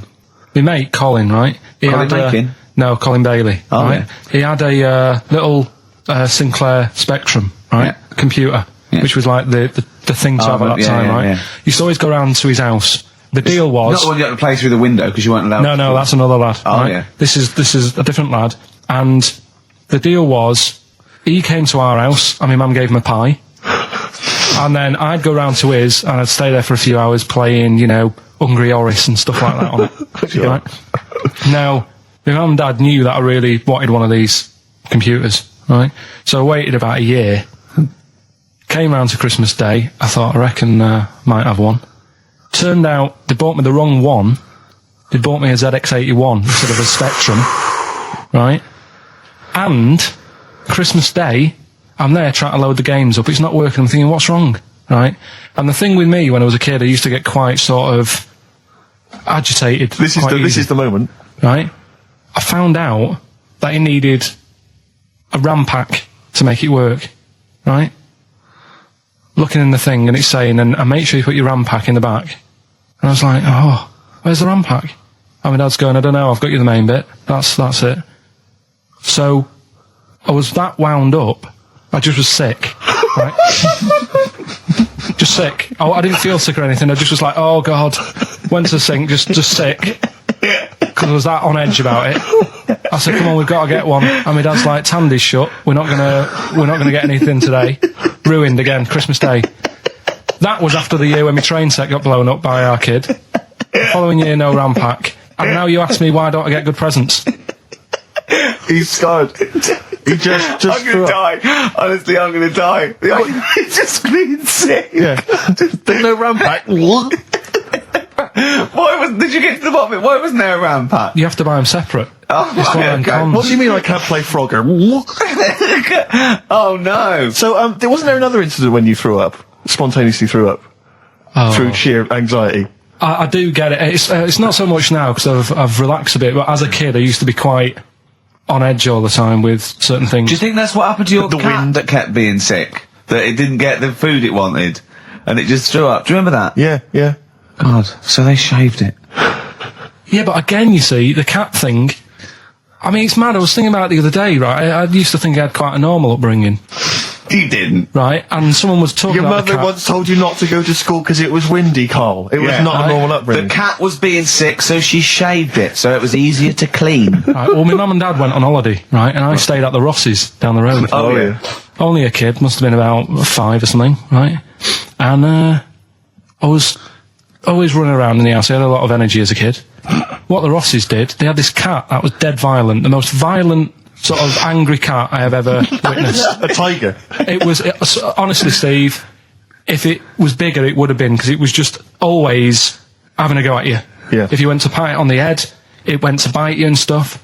And what they used to do with it, to stop me running around, I'd sort of be running around, and then I'd get a bit tired, and they'd say, have a lie down on the settee. So I'd lie down on the settee and I'd nod off. And what they used to do, I'd wake up and I'd put the cat on my belly. Right? So I'd be scared to move because it's like it's going to get me. But it would keep you there. It kept me there, and it used to sort of slaver on me, and they'd sort of, go out or whatever, and I'd be lying there. That's not normal, is it? Carl, sorry, were you created by the Brothers Grimm for one of their fairy tales? What kind of a life is that? A cat paperweight to keep Carl in place. He keeps blowing around. It's windy.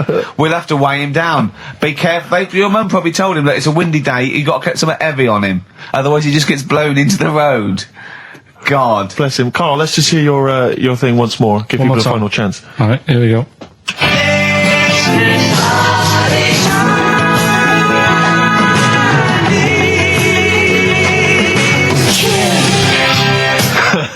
Ricky.Gervais at xfm.co.uk. Strokes someday. Do email in if you've got any of these, because most people have only got 3 out of the 5. Only one person's got 4, and they haven't got the second bit, the this of there's this airy Chinese kid. I reckon if you've got that, I realise that I've only got 4. I got that one wrong, so that's the one to get. All right? Ooh, those chili peppers are quite hot. Can't stop. XFM 104.9. I'm Ricky Gervais. With me, Steve Merchant and Karl Pilkington. All right. Karl, you know what the time is? Bong. Monkey news. Yeah. Right. Imagine if Trevor McDonald started like this. Yeah. There's been a lot of stuff going on that with monkeys. Oh yeah. I was mentioning earlier how we're sort of making the feature grow a bit, right? So I'm thinking, I haven't told you, Steve, either. I've actually been asked to write a thing about monkeys. A poem? No, for a magazine called Something Apes. Right. They want me to do like a column, 500 words about monkeys. Anything I want on monkeys. Anything. What are you going to write? Don't know. Think about it. Well, give him a typewriter. I come up with Shakespeare eventually. Yeah. You could write about that. Why didn't you write about that? The fact that you don't believe it. You don't believe that an infinite number of monkeys could type with Shakespeare. Because you reckon most of them hadn't read Shakespeare, so they wouldn't know some of the spellings. Exactly. It wouldn't happen. You idiot. Get on with it. All right. There's been a few things, but one that springs to mind is they found a load of monkeys somewhere. Right? This is brilliant. Yeah. I mean, imagine this if this was news. Yeah. Go on. Where? Somewhere. I think it was in 17th century? It doesn't matter that bit. Right? Okay. Found a load of monkeys that are having a good chat. Go on. They're having a good chat. All right. We found monkeys that can talk. Yeah. They've worked out. They've got about 534 different words that they're using to like have a chat about stuff. More than you. Yeah, what do they chat about then? Just, things that monkeys are worrying about. Just, where do you get that from? Who does your hair? You going out with her again, are you? Yeah. Oh, yeah. Have you seen that? Sorry, you can't just leave that. No, I'm just intrigued. I'm just intrigued to know what else. Is there any... No, were they discussing the humancy? Did you see that programme on Channel 5? Yeah. He can walk upright. Yeah. That's good. But I mean, Did you see how well do you mean he they was? taught them? They taught themselves this language. Yeah. Where is this? In the wild? Is it? Not sign language. It's but in some jungle somewhere. They found these monkeys. He heard some explorer was over there, cutting through the woods and that. and he heard his name, Heard and he thought, "That's what he went. What do you want, Ronnie?" It wasn't me. I didn't say. Yeah. I didn't say. "Oh, it's Snodgrass. Where'd you get that gun?" Yeah, exactly. Well, there's only me and you here. Yeah. It's weird, isn't it? No, it's not weird. It's not true. Well, right, come on then. What's next? Once again, what I'm thinking. Well, I mean, that did happen. So, well, And to sort of add to that feature, that's not true. we're doing cheapest chimps. Right. Can I just say now to the audience, if you thought that Rockbusters was bad, if you thought that piece of rubbish earlier about the Chinese hairy kid was bad, I'm suspecting this is going to be really not very good at all. I'm just pointing the finger. What do you think of it? What do you think of his negativity, Carl? He keeps doing it. I just don't think you should start with the name of the quiz first. This is my only concern. You come up with cheapest chimps, and now you're trying to construct a game around that. See, and I'm not sure it's a proper... Well, okay, what is the game? Let's hear it. Right, it's about a chimp, right? Surprising. Spoke to an expert about him. Who was the expert? Someone at London Zoo. Okay. How many bananas do you think the little chimp that they've got at London Zoo eats a day? Right. How many bananas does a little chimp at London Can Zoo they call eat? in for this? No, I'd leave it. I'm just testing it out on Steve because we've already got an email thing going on here. So how many bananas do they eat a day? One chimp per day, how many bananas? Yeah. How many bananas does a chimp eat a day? And does this mean that... Because sometimes I've seen them on the telly, they peel one, they'll just eat a bit of it, then they'll throw it away. We're talking a whole banana? How many bananas does it eat a day? How many bananas do you eat a day? Getting angry. Come on. Well, I'll try and have two if I've got time, but I'm pretty busy. Well, I'll go swinging on your tyre. How many do you I reckon? think a little monkey, tiny little monkey, per day, over the course of a day, I reckon he probably eats 15 bananas. Right, Ricky, what are you going for? Little chimp at London Zoo. But hold on, but presumably they don't only feed it bananas. So Okay. so the question is, It's how many bananas does it eat? Come on, yeah, but Rick. how many does it get given? It would eat 15 if it was given 15, but it might be given one slice of banana, 15 oranges, 200 potatoes, and some lettuce. How many bananas does it eat? Come on. It's just- 5. have a guess. 5? Yeah. Right. It's only one. Yeah, because it only gets given one. Cheapest chimps.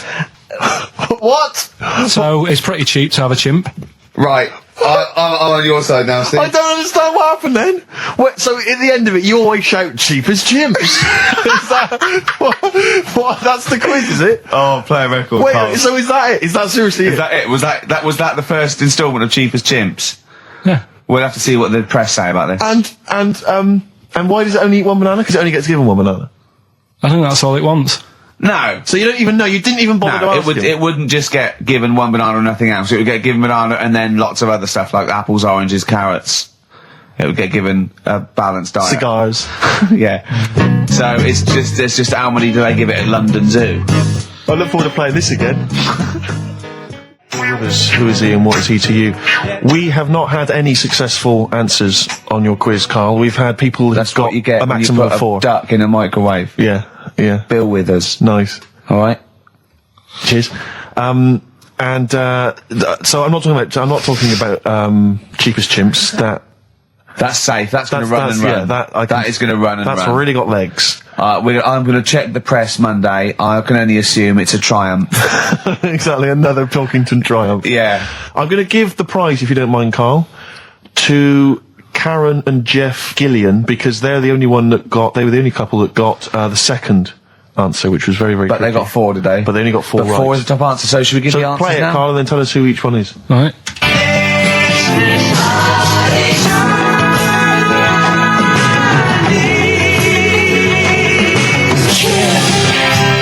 So there you go. I didn't know the second one. There's Play this it. very Chinese kid.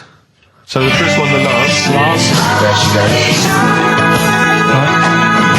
That's George Harrison. No. That's Philip Bailey. And that's Deacon Blue. Right. So it was the Lars. Yeah, what's the second one? Strokes. That was very tricky. That is hard. George Harrison for yeah. Airy. That's all I could get. It was Ari. Ari Krishna, yeah. But you know. Chinese. Phil Bailey. Chinese War is. Yeah. And Deacon Blue. Real Gone Kid. Real Gone Kid, yeah. There's this airy Chinese kid. Very, very hard. I love the fact that the normal bit of that, like, the normal bit is like the well-known phrase, there's this hairy Chinese kid. Yeah, exactly. Like, nothing happened there. That's normal. There's this hairy Chinese kid. As a phrase that often... In fact, you're right. We must have said that phrase 20 times today. When was the last time that was said 20 times? Never. I don't think it's ever been said anywhere. There's this hairy Chinese kid. I mean... Even in China. I don't think it's... Well, it's very rare. Definitely not said in China. The prizes they've won.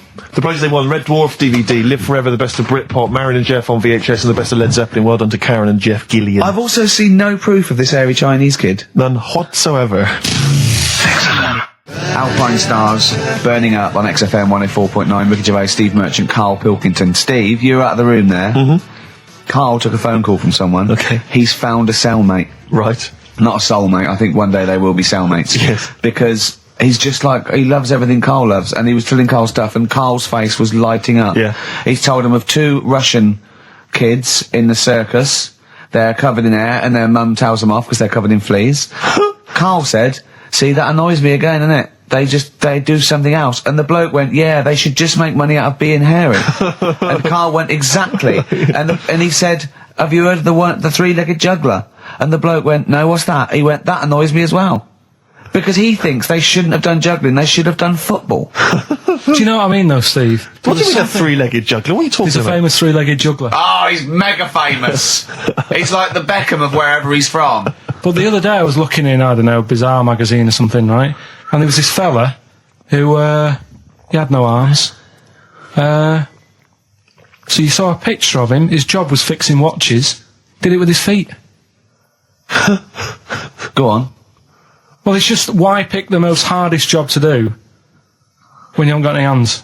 Crush grapes. Or... Do you know what I mean? That annoys me. Oh, crush grapes! Imagine him being told that, and he comes into the careers advisory where I go, now, what do you want to do, Hargreaves? Make watches? Right, take a look at your arms. Crush grapes, mate. Sorry? You're a grape crusher. Next. Brilliant. Brilliant. I would love you to be a career advisory in some sort of clinic. It'd be brilliant. I like the fact that it annoys you. Here's a man, he's got no arms, he has learned to fix watches with his feet. Yeah. An incredible talent, incredible skill, he's utilising that brilliantly. That's annoying to you. You are angered by it. Right, I'm only being honest. Now, you be honest, right? Your watch is broke. Who would you go to?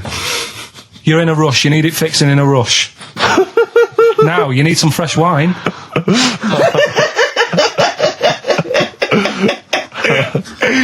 Be honest. Oh, you're amazing. But what's this thing that you've been talking about, this video? Freaks, right. It was a thing that was banned for like 50 years. I think it's been taken off again, but I don't know why, if it's just been deleted, right? It's a quest. If anyone out there has got a copy of Freaks on DVD or VHS, can Karl borrow it, please? I mean, I almost want to set up a camera to see him watching it. It's absolutely real. They used people in the circus of the time. I think it's the 20s or 30s of the Depression.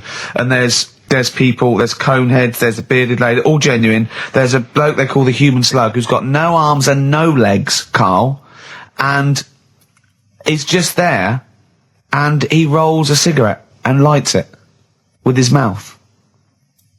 I think I've seen his brother, who isn't called the human slug, is called the pillow. Right. How does he make a living? He, Does anyone want to meet Karl for money? Do you know what I mean? Like that, the annoying thing was, right, there was a picture of him. I was going to put it on I think I've seen his brother. on our website, we put things up like this, right? If you go to ricky.gervais at xfm.co.uk / What? You put things like that on my website? It's nothing to do with me. I want people to know that website is not kept or looked at by me. So, what have you put on there? There's a fella on there who's known as the Pillow. And he's, you see, I get a bit worried with things like this, because we're not sort of having a go or anything. It's just things that fascinate you. Yeah. And, yeah, it's a guy, it might be the same sort of thing. What's your one? I bet you used to stare at people with goiters, didn't you, when you were little? In Tesco's. Well, just go to xfm.co.uk / Ricky, it is. What's the worst thing you've ever seen on, like, a human face? You know what it is, and I don't want to talk about it. I can't remember. Have you told me? Yeah. What is it? But it's not the elephant lady. Go to the... Yeah. Is it the elephant lady? You talked about that, I know. Yeah, I don't want to talk about it again. Go to the website and see the human pillow. Why is he a human pillow? That's what annoyed me. I thought he was more of a draft excluder. Oh, that breaks all kinds of rules. Buzzcocks, harmony in the head. Now, things are flying here at XFM. People have called in. There is a video of Freaks on the way. Karl's going to see that within the week. That's exciting. That is exciting for me. Do you know what I mean? About our education of Karl. We started off trying to teach him about science and history, and now we just find that he likes pictures of hairy Chinese kids and Who women. doesn't? Who doesn't? No, true. You've got a theory about pictures of freaks, haven't you? You see, you always bring things up that I don't want to talk about, because I'm really worried that people, if you've just tuned in for the first time, it's the first time you hear it, and we're talking about hairy Chinese kids. Yeah. Talking about the human worm. Karl, listen. People don't think that you're taking the piss out of those people. They lump you in with them. Do you know what I mean? They think that you're a freak of nature. So you can say anything you want. Do you know what I mean? Because it's honest, it's from the heart, it's genuine. So, don't worry about that. Yeah, but Suzanne was saying last night that I've got a heart of stone, or whatever it is. Why? Because I wasn't crying at Comic Relief. And all I always used to say to her, get out Elephant Man, let me watch that for 30 minutes, I'll be crying my heart out. Why? Why do you care about that but not... Because it's... That is more real, isn't it, right? Think of John Merrick. Sorry. What, the film starring John Hurt is more real than footage of starving people in Africa? No, but what I'm saying is, think about... See, this is why I didn't want to bring it up, because people are going to just say... Well, you're allowed to cry at what you like. People can't have you for not crying at someone and crying at someone else. Imagine that, like, if you've seen the film, you know, his head's all, you know, messed up and that. Yeah. He's getting picked on all the time. Yeah. By Michael Elphick, I remember. Yeah. It's just really, really sad. Whereas, you know, we're trying to help out. But you give him a bun and he forgets it. Do you know what I mean, though? He never forgets, Rick.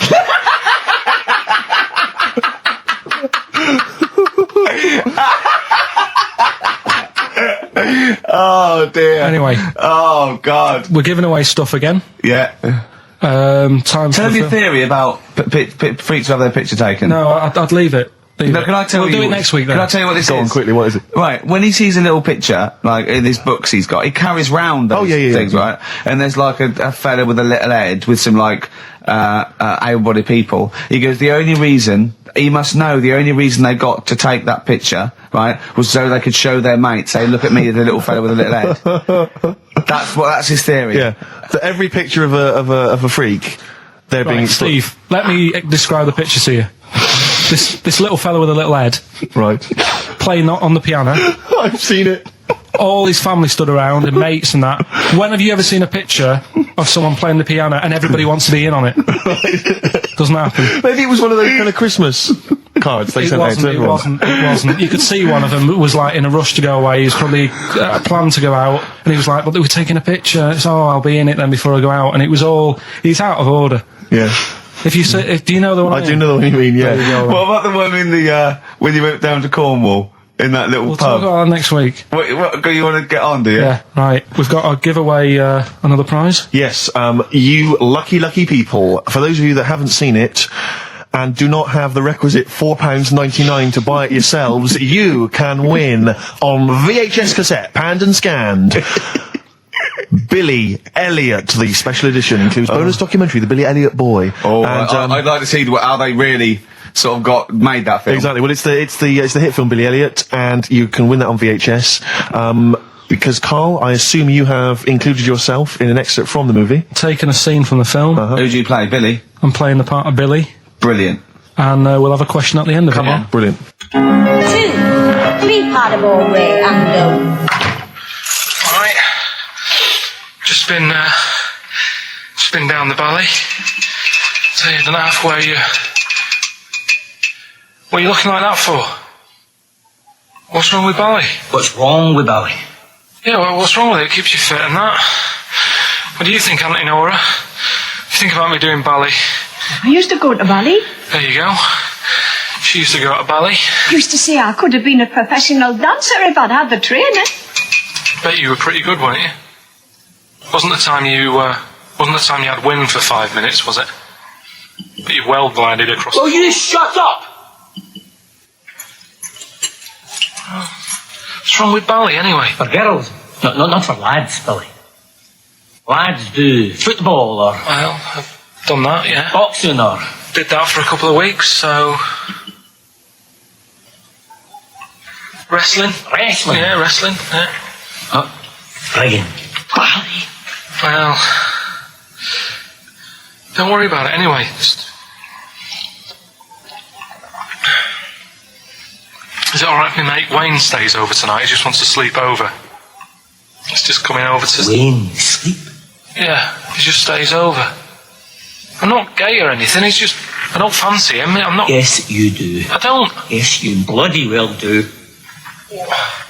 What, just because I want my mate Wayne to sleep over and I've started doing ballet, that turns me into a gay man, does it?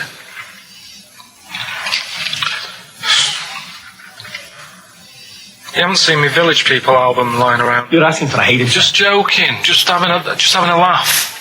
Just didn't mean... I've had enough in here, I'm going out. No, from now on you stay here, you look after your nana. Got it? Yeah. Good. Alright.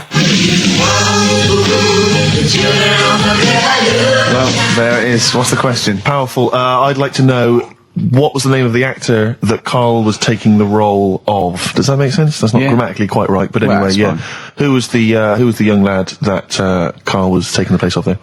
Name of the actor, not the character. And just email in ricky.gervais at xfm.co.uk. You can win yourself. You gotta be fast. You can win yourself a VHS edition of Billy Elliot worth £4.99 price. I'm going to leave the sticker on, which has actually got the price on. Brilliant. I'll leave that on so you know just what you've got in you. Foo Fighters. No, it's not. Yes, it is. Feeder. Yeah. I don't know what I'm doing now. Why have we got to stop? Sorry, we just had an argument then. Why have we got to stop at 5-2? It's just the football's on, isn't it? So what can we do? We go do a link here, and then we can play. We'll play a song, do a little. What about chat. the competition? We got to announce the competition. Well, Steve. Well, I can tell you right now that there's only 2 people, it would appear, that are interested in a VHS copy of Billy Elliot. That's how mediocre that gift and that prize is, Carl. I don't know if you want to learn from that. Yeah. But I'm going to give this one to MJ McKay, who has correctly identified that you were taking the part of Jamie Bell. That's in it. Billy Elliot. So, well done. Right, just forward me that and I'll sort that out. we'll get the video. What film are you doing next week? Dunno, I've got been out and bought a couple, got Silence of the Lambs I can do something with. Right. Bought Fight Club, but it's a bit difficult. Always open to suggestions and that, so you got any favourite films? What about the 1930s film Freaks? Oh, I can't wait. I cannot wait for your... Brilliant, that'd be good. Excited about that. Why don't you do a film review of that next week as well? Yeah, well, it depends. If the fella, if anyone's got it, just send it in. I'll send it you back once I've watched it. So that'd be good. Next week we'll do... Oh, please tell me there's going to be more Cheapest Chimps. Yeah. Oh, thank goodness. We'll see what the press say. We'll see what the press say about that. Looking forward to that. Do you know, like, you're always having a go at my ideas? Yeah. Little, cheapest chimps you put down. Mm-hmm. Again, I normally come up with these because you don't come up with a competition idea. Sure. Yeah, He's done him again. Yeah. Well, cheapest chimps, mine, you're dissing it. Yep. Rockbusters, one of the most successful competitions ever. Uh-huh. And he means in the world, not just on XFM. Yeah. You put that down. Yep. Right? What are you thinking about this, right? I was watching Comic Relief last night. Came up with an idea. Mm-hmm. right? You get Jono. Okay. Jono Coleman, yeah. Say Vanessa Feltz. Mm-hmm. Maybe, Dawn French, because she'd be around for that. And then get them all in a room for comic relief. And what you do, put a cake in front of them. Yeah. Right? And like, you don't feed them. And like, they're going, oh, I'd love a bit of that cake. Right? It's called Famine Academy. Right. Right? Whilst they lose pounds, they get pounds. Right. What do you think? Play a record, Carl. Well, I love it. Again. I love it, Carl. Carl. Yeah, again. Small Faces, All or Nothing, finishing this week's edition of the show. Is that because Carl would love to see pictures of people with small faces? Very small faces, yeah. He'd love anything, wouldn't it? Anything. Brilliant. Oh, I'll tell you what, go to the basement of Waterstones or Foils, right, and go down to the books with, sort of congenital illnesses. You'll see some brilliant pictures, I'll tell you. The hot tip of the day there. Yeah, good advice. XFM 104.9. If you're at a loose end this afternoon.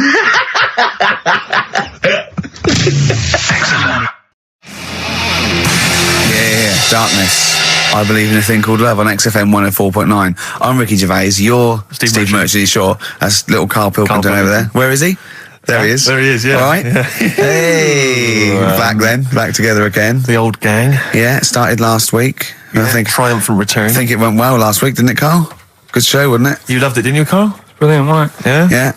Now, you weren't speaking to Suzanne last week at this time because you said she had a haircut, probably quite an expensive haircut.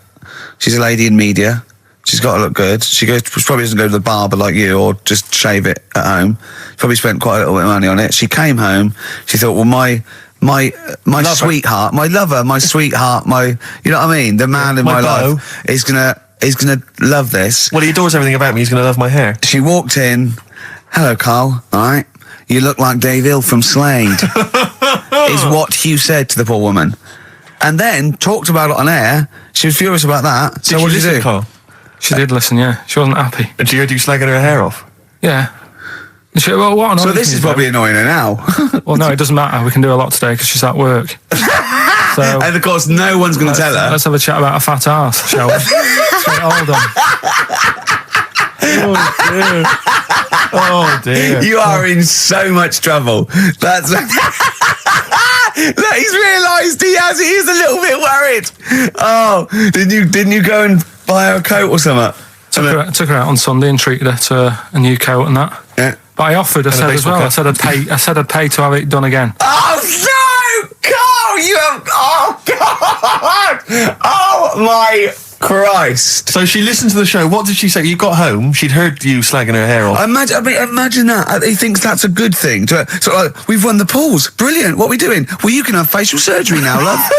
It's sort of like it's just Christ. You offered to have it done again. Unbelievable. Yeah. But I got home and she's like, being moody with me, right? Yeah. You thought something's wrong, so you must have listened to the show when I was slagging off her hair. Well, his first thought was she's probably looked at herself in the mirror. She agrees with me. Yeah, that barber's been round again. Yeah. And she just said, that wasn't very nice of you, was it? Oh. So I just said, hang on a minute. I said, that's what we do on the show. When I'm slagging off, Chinese people looking old or whatever, I said, you never interfere.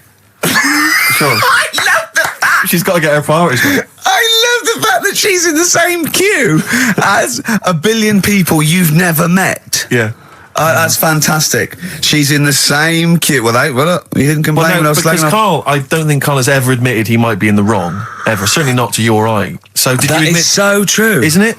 That is so true. He's never admitted that he might be in the wrong. So did you, in this instance, agree that maybe you'd overstepped the mark? No, I just said she took it badly. Do you know what I mean? It's only a haircut. Yeah. Yep. Well, Steve, you haven't seen it, so you can't start interfering on this one. No, okay. No, I haven't seen it, but I very much doubt she looks like Dave Hill from Slade, who, if unless I'm mistaken, used to cut his hair with garden shears blindfolded. Well. So. You know what I mean? And did her teeth stick out when she started speaking with a Brummie accent as well? I've got used to it now anyway. So, and so did you bought? So at some point you came crawling back and you said, "Do you want me to buy you a coat?" I just said, "Let's leave that. Let's go out and have a good weekend." Sure. But get your hat before we go. And God. treated her to a new coat and that. It's a nice coat, so people will look at that rather than looking at the head. So if does it do flash? It's got obscenities across the back. If anyone who knows Carl's girlfriend is listening, tell her. And maybe you're a work colleague and you're listening to the show. Because I think this is terrible. Get her to phone him now. Get her to phone him now. I mean, forget the phone on the XFM number. What's the fat ass complaint line? Because you are in deep shite. Cemetery Gates by the Smiths, of course, off the Queen is Dead album. Lovely tune. Makes you happy, doesn't it? Absolutely. It's a nice song about dead people. Yeah, it's beautiful. I just wondering what your opinions are, what your thoughts are on Britney Spears. Liked a couple. Bit bored. I think she's panicking a little bit. I think she's a little bit desperate with all this Madonna stuff. Yeah, all the kind of lesbian. Yeah, stuff. I don't know. Yeah, she's all right. I've got nothing against the girl. Well, I think it was in Hot Tickets magazine. Sure. It's free with the Evening Standard. Yeah. I might get some free Evening Standards now. I've plugged that. Yeah. I just reading in there that I don't know if it's still going to happen, but apparently she was going to do a little cheeky appearance at GAY. GAY in London, and obviously I was quite excited because I'm a Spears fan. Do you know that's what that spells, don't you? GAY. Yeah. Gay. Yeah. Well, I think it is a gay club. Oh, sure. This is what I was ascertaining from the article. Oh, because they've called it what it is. Exactly. Yeah. And apparently she was going to be previewing some of her new album live on stage at GAY. Now that's an intimate venue. Normally you'd have to see someone like Spears, probably at Wembley Arena, something like that. I'm thinking I'm a Spears fan. Get up a couple of the gang together. Yeah.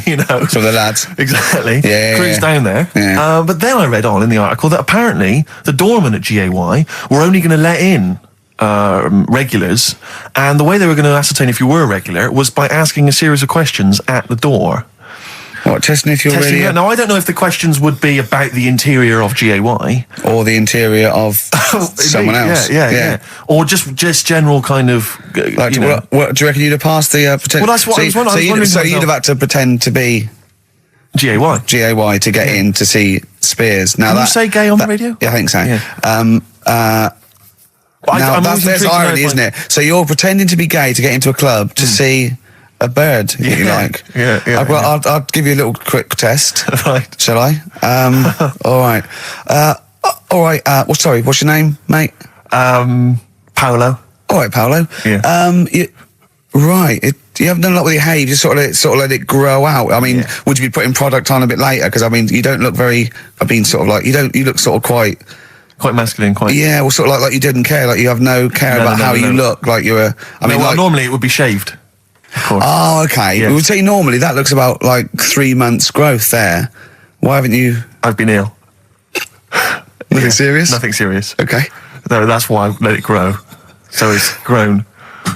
Okay. Yeah. So what time would you normally be going out then? Normally I'd go out about about 8ish. 8 o'clock in the evening you go? No. That sounds a bit early. That's what... No, I'd go out about 3 in the morning normally. Right. So I take them as... Yeah. Okay. Right. So that's right. Yeah. Where'd you go? Down sort of... Compton Street for a coffee and then onto GAY with your little shaved head. Yeah. Okay. Well, you're doing fine. Gay. Sounding pretty good. Can I just ask you one final question? 20 bender points? 20 bender points. I'm just going to let you in. Okay, I'm just going to tell the guys to let you in. But I'll ask you one more question. Yeah. Do you prefer knobs or tits, Paolo?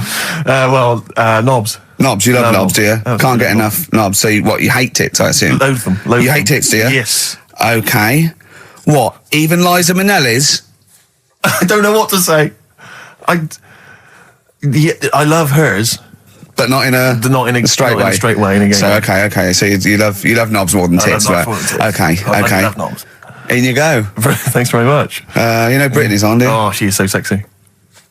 Oh, see, that's what would give me away. It'd be like the Great Escape. It's just the last. Yeah. You just. Well, you're. I mean, I think you're probably a bit bi. Right. Yeah, okay. but I mean, go in anyway. Thanks very much. Okay, the drinks are quite expensive. Oh, I thought so. Pop your shirt off, will you? Hey, Outcast on XFM 104.9. I'm Ricky Gervais, Steve Merchant, Karl Pilkington. You all right, Karl? Yeah, not bad. Yeah. Just when you were talking just now about like the gay stuff. Yeah. Right. I don't know if you saw the thing the other week about the fella who's on that quiz show. Who? Sort of. Oh, right, okay. Gay fella, straight, sort of man, woman. What are you talking about? Tell me what did you see? Tell me what you saw. This is like a kid come running in and he's seeing something frightening. It could be an alien, could be a ghost, could be a paedophile, and you've got to get exactly what actually you saw out of him. Right, what did you actually see? It's just this fella who's a woman. Right. Right, okay, right, try and talk like a human being. Right. It's a quiz show that's coming on the telly. And it's this woman. Right, is it a fella who's a woman, or is it a woman? Bit of both, that's why I'm talking about it. But what do you mean? Is it a pre-op? Is it a transsexual, a transvestite? Is it a ladyboy? Is it an hermaphrodite? What is it? I'll tell you about it. Well, tell me. I'm telling you. It's a woman. Well, it's a man. Forget it. Listen. Play a record. No, listen. Come on. What? It is a man.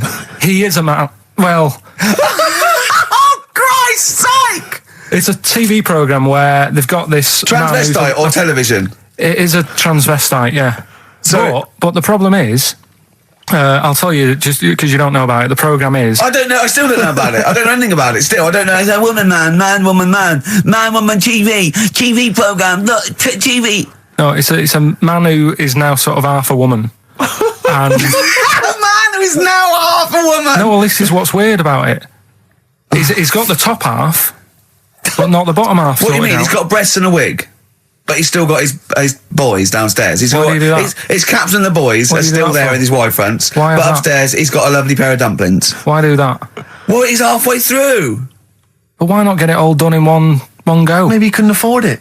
Well, wait until you've got all the money. That just looks a mess.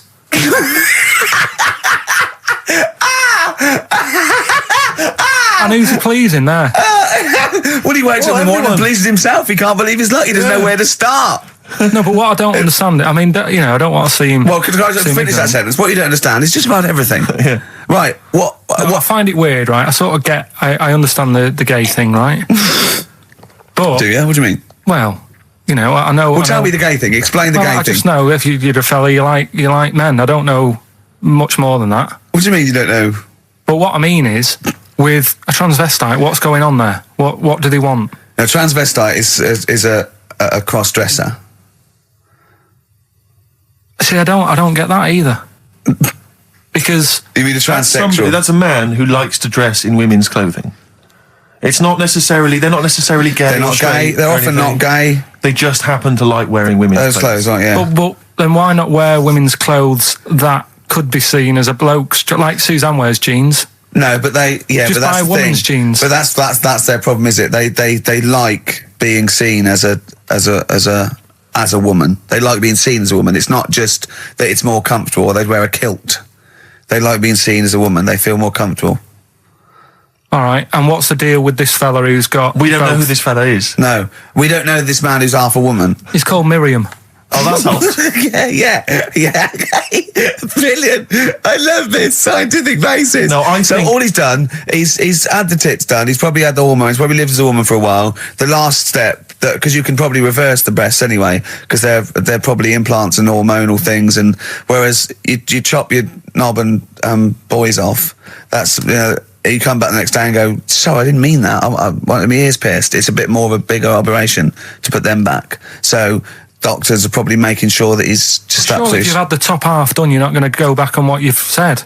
But no, what's the top half being done? I could get you breast implants, give you a bit of hormonal treatment. No, that would be a great idea for next week. and you could reverse it. What you can't do is grow a knob back. Well, you can. Last week you were talking about growing one on your arm. Yeah. We've done that. So that is possible. But the thing is, the truth of it is, I think I do know about this story. I think it was a television programme called There's Something About Miriam. The conceit of which was that this pre-op transsexual... So I guessed that right, yeah. Was masquerading as a woman. Right. And various blokes who didn't realise that this was a man had to try and seduce her. And when they found out that it was actually a bloke, and a lot of them had kissed her, they refused to let it be shown. I agree, though. That's just terrible. Yeah. That's deceit. But I mean, that's awful. I hated that. Yeah. Yeah. So what I think it was a Sky One programme. Is there anything other than The Simpsons on Sky One that's worth watching? Have you ever tried to watch that? Have you ever seen Kirsty's home videos? Yes. Yeah. But it's things like it's dogs on a slide, babies falling over. Do you know, it's only recently reduced from an hour in length. Really? It used to be an hour long, and it was just, if you haven't seen it, it's just like camcorder footage, like Do you know what I like? people falling over. I like an old woman at a wedding falling over and showing her bloomers. That's my favourite. I like it when it's Kirsty's home videos uncut. So it's kind of 4 old women, like, naked. With their tits falling out. Windsurfing. Oh, Christ, imagine that. Does it whistle? Well, it's just, I mean, have you ever really sat and watched anything on Sky One? No. That wasn't The Simpsons or Star Trek. I think that's what I watch on. I think that's pretty much what I watch. Wrestling. They have WWF wrestling, cartoons, and just the worst programs. I mean, I've seen a bit of the wrestling. It's hilarious. It's hilarious. It's like a station that's made by a 14-year-old boy. Yeah. Well, I think that's probably what it is, isn't it? Yeah. I mean, that's exactly the demographic. Do you like Sky One, Carl? I haven't got satellite ever, so... Why not? I thought you'd have loved that. No, I would love it. Discovery Channel's all about slugs and that and weird stuff like that. I know. Chimps. I was reading about slugs the other day. There's a thing on one of the channels called Monkey Business. Yeah, I watched that. Yeah.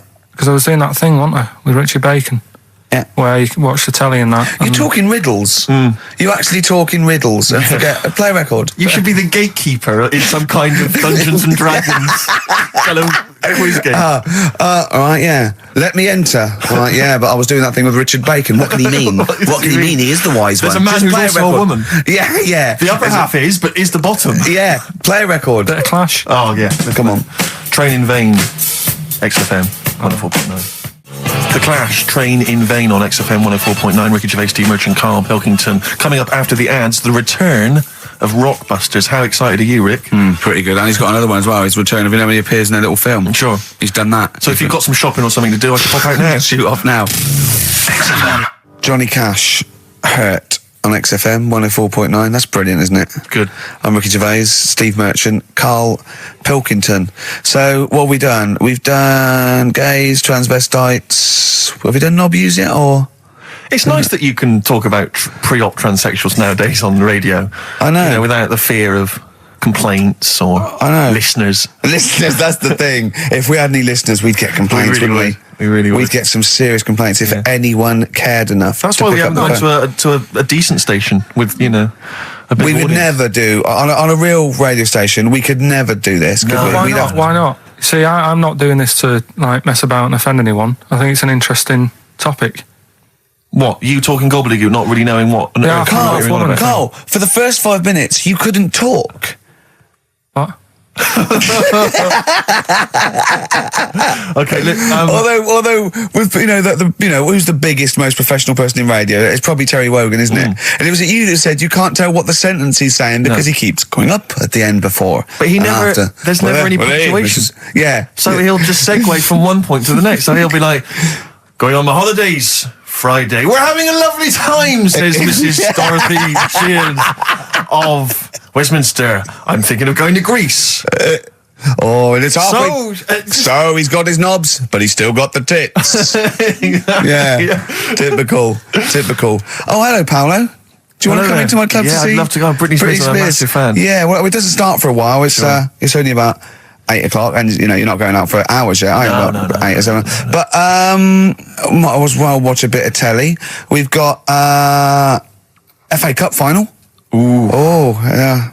Just that's a good one, isn't it? Or we've got the Eurovision Song Contest. What do you want to watch, Paolo? Oh, blimey. Well, I love all the camp and lame of the Eurovision Song Contest. Yeah. But is that David Beckham playing?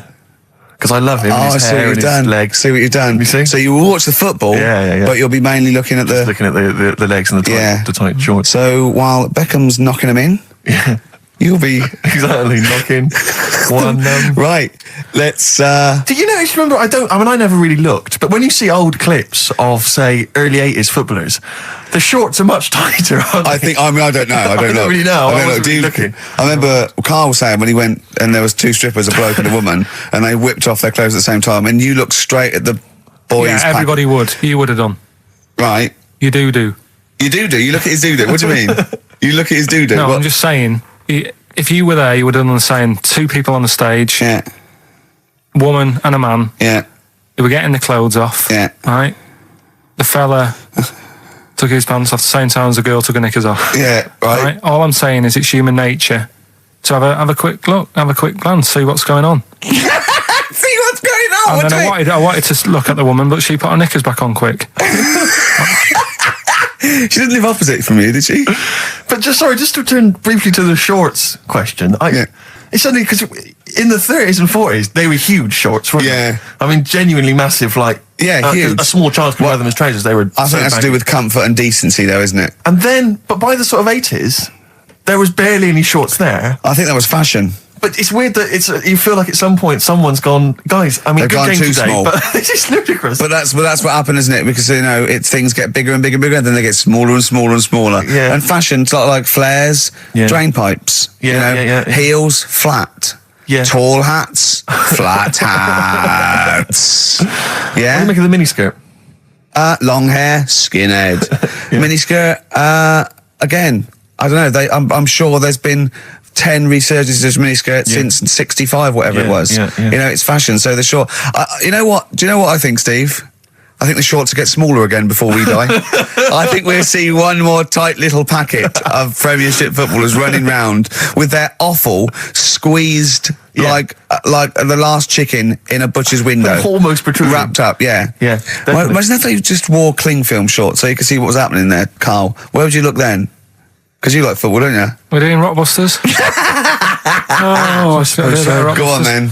Oh. Right, we brought it back. This is where I give a cryptic clue and some initials, and you work it out and you win some stuff. I was going to tell you what the prizes are. Needless to say, they're mediocre prizes for a mediocre quiz. Sure, okay, yeah. Where's DVDs and VHS? Yeah, VHS. Who's still got that? Right, so there's three of them, and what you can do now, we've tweaked it a bit. Okay. You can text in. Mm-hmm. Right, so you can email or text. We've tweaked it a bit. 83XFM is the text, or it's ricky.gervais@xfm.co.uk. Is that what it is? 83XFM? That's it. That is good, though, and it's convenient, because who's got their laptop up and running and texting? So just take your phone. Brilliant. All right. Mine couldn't do that. I don't know how to do that on my phone. I don't know how to get... What do you mean? What do you mean? My brother wanted my postcode. He said text it to me. I couldn't work out how to do WC and 1. Because you're an old man. So I had to write out WC1. Oh, for goodness sake. I didn't know how to do it. It won't do it for me. Pathetic. It's ridiculous. Go on. Well, it's 83936 if you have that problem. Right? Right, come on, we get on with the quiz. I don't know. There's too many numbers now. Three clues. Here we go. First one is this Teletubby has got lice. Right? This Teletubby has got lice. This Teletubby has got lice. Right. The initial there is P, so it's a band or an artist that starts with P, and the clue is this Teletubby has got lice. Right? Yep. Second one. I'm really already not holding out much hope for this. Working out. Go on. Right. Second one. I've just messed that first one up. Oh, for Christ! But when I give it out later, I'll sneak it in without. Right. Just don't repeat anything I say. You're an idiot. You really are an idiot. No, play a record. Play a record. Play a record. You're a fool. Play a record. Let me just. No. You've ruined it. You're an idiot. It's off. Ludicrous. Red Vines by Amy Mann. Brilliant, that, isn't it? Very good. On XFM 104.9. Well, Carl mucked up Rockbusters, as usual. I mean, you know what? I like it when he mucks up early because it doesn't waste people's lives for 40 minutes realising he's mucked it up at the end. Yeah. So, obviously, people already, they know what it is. They know what it is already. They've said, well, it's police, isn't it? You meant to say nits instead of lice. Yeah. You're an idiot. So that one's gone. So what have we got next? Right, so that's just an idea. If you haven't heard it before, that's how my head works. Right, this Teletubby has got nits. So Po. P, so Po is a Teletubby. Yeah. So when he says cryptic, it's not only what the answer is, it's what the question was meant to be. Sure. So... All right, so there's only 2, so you've got even a better chance of winning than that. Well... So, the second one is, I'm saving that money to buy condoms. All right? Think about it.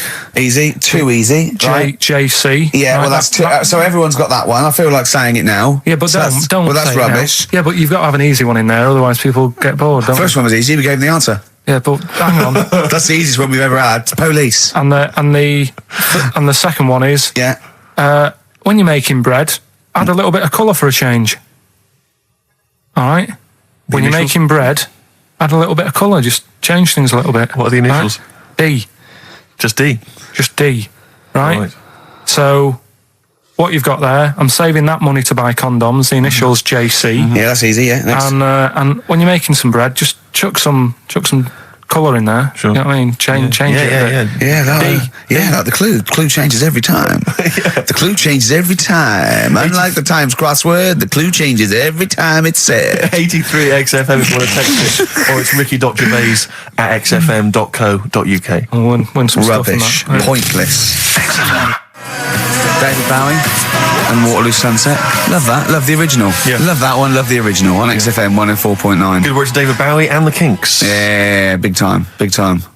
Reading the paper there, Yeah, Steve? well, I don't normally read the paper, but I was having a glance through the Daily Express. Does anyone read the Express? Well, you do at the moment, look. Well, true. Live on air. Yeah. Read it out, and then about 400 people will know what's in it.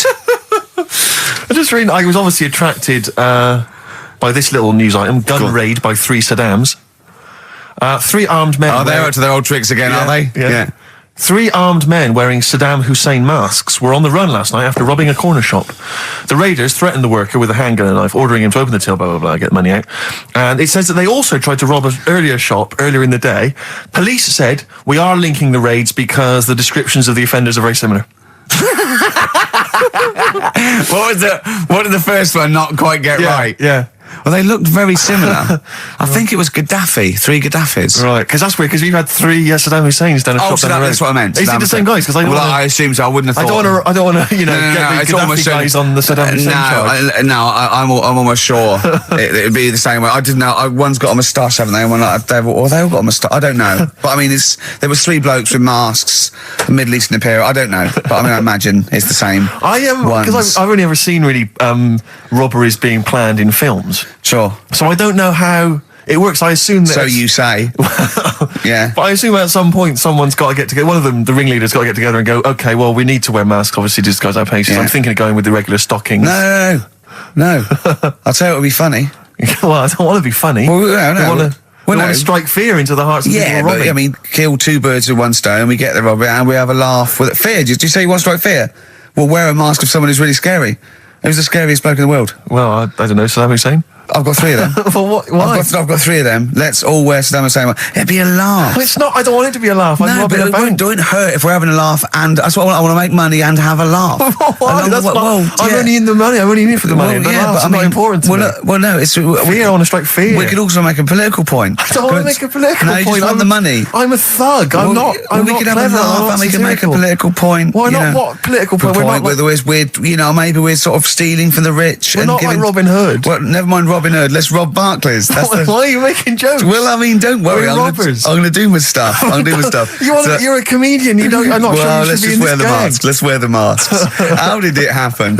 Did they go and buy them? Separately, look, spread out. Look, you go to the joke shop in Covent Garden. I'll go to the one in Southampton Row. Yeah. Brilliant. See, because it's so often the case that they're using masks. It used to be Reagan, Thatcher. They were always. If I was the guy selling those, like when 3 guys came in, 3 shifty-looking blokes to buy 3 identical masks. Yeah, in stockings. Just so they don't know who we are. Sorry, can I just check? You're not going to rob Definitely anyone not with these masks. But just think of the police looking at those robbers. Every time they go past one of those awful sort of gift shops, they think it's just in the window there with Michael Jackson and Shirley Bassey. Yeah, George Bush. Oh, Paolo, can I ask you something? I know you love knobs and that, and you hate tits. Yeah. What about Shirley Bassey's tits?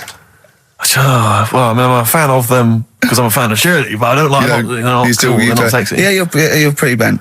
You are pretty bent. Come in. Thanks very much. Britain is on in 7 hours. Excellent. Yeah, what are you doing out at this time? No. I just came out to get some milk. Some cock in the toilet. Carl. Plenty of answers, Carl, so far for your... I say quiz, I'm not sure that's really valid. Yeah, loads coming in. We're giving away some more stuff later as well with that film thing. That's coming up. That's when you put yourself into a famous film when you act out. Is that it? You've done The Graduate, haven't you? Done The Graduate, done Silence of the Lambs, done Billy Elliot. I liked it. What was your one? Sixth Sense. I see weird stuff. Yeah, the Sixth Sense was good. So that's coming up later. We're doing that later. We'll look forward to that. We're all pretty excited about that. Yeah. I'm assuming we've got some great music as well. Still like that. Well, Thorns, yeah. Thorns. Oh, I'm obsessed with this now. This is the Thorns, and I can't remember, on XFM 104.9. Brilliant. The Thorns. I can't remember. Isn't that beautiful? Lovely. On XFM 104.9, I'm Ricky Gervais. With me are Steve Merchant and Karl Pilkington, 2 for the price of 1. All right, so there you go. Okay, still to come, Karl appears in a film that's marginally distracting. That'll occupy about 30 That'll seconds. kill 20 seconds, Exactly. and you can win some more shit. With some more crap. Plus, Every other DJ in the country got sent because they're trying to get rid of them. Yeah, I guarantee you'll also hear the phrase, "Oh, shut up, Karl, play a record." In fact, shut up, Karl, play some ads. All right. Don't you want to? Oh, all right. Yeah, just ads. I'd rather Ads are better than that. mate. Ads are better than what you had to say. Yeah. Strokes, 12:51 on XFM 104.9. I'm Ricky Gervais, Steve Merchant, and Karl Pilkington. Not done a lot. Maybe you should earn your money as you get to Mondays off for this 2 hours of nonsense. What are you on about? I've done loads of stuff. Go on, what? Slag Suzanne off. Yeah, brilliant. First link. Yeah, Talks about trannies. yeah, But same old. yeah. Let's have something new, something fresh. Well, I've been looking around, right, on the internet for stuff. On the internet. Yeah. Your Bible, where you get all your information about the world and the universe and morality from. And you know, like how I always say to you, I don't really read that much of it. I just read the headline, Perfect. right? Yeah. Anna Nova have sort of nicked that idea to grab you. Nicked what idea? Well, to sort of get to the meat straight away at the top. Do you know what I mean? The headline to the story and everything. What? Right, these are But stories. the headlines already existed. That was why you thought that was going to not like this though. All right. Headline. Well, these are all headlines, right? Vibrating shoes could stop elderly falling. Do you know what I mean? Oh, God. You don't need. Vibrating shoes could stop elderly falling. Yeah, that's the story. You don't need to read on. That's what I'm saying. Well, Right, could you read on anyway? Can't be bothered.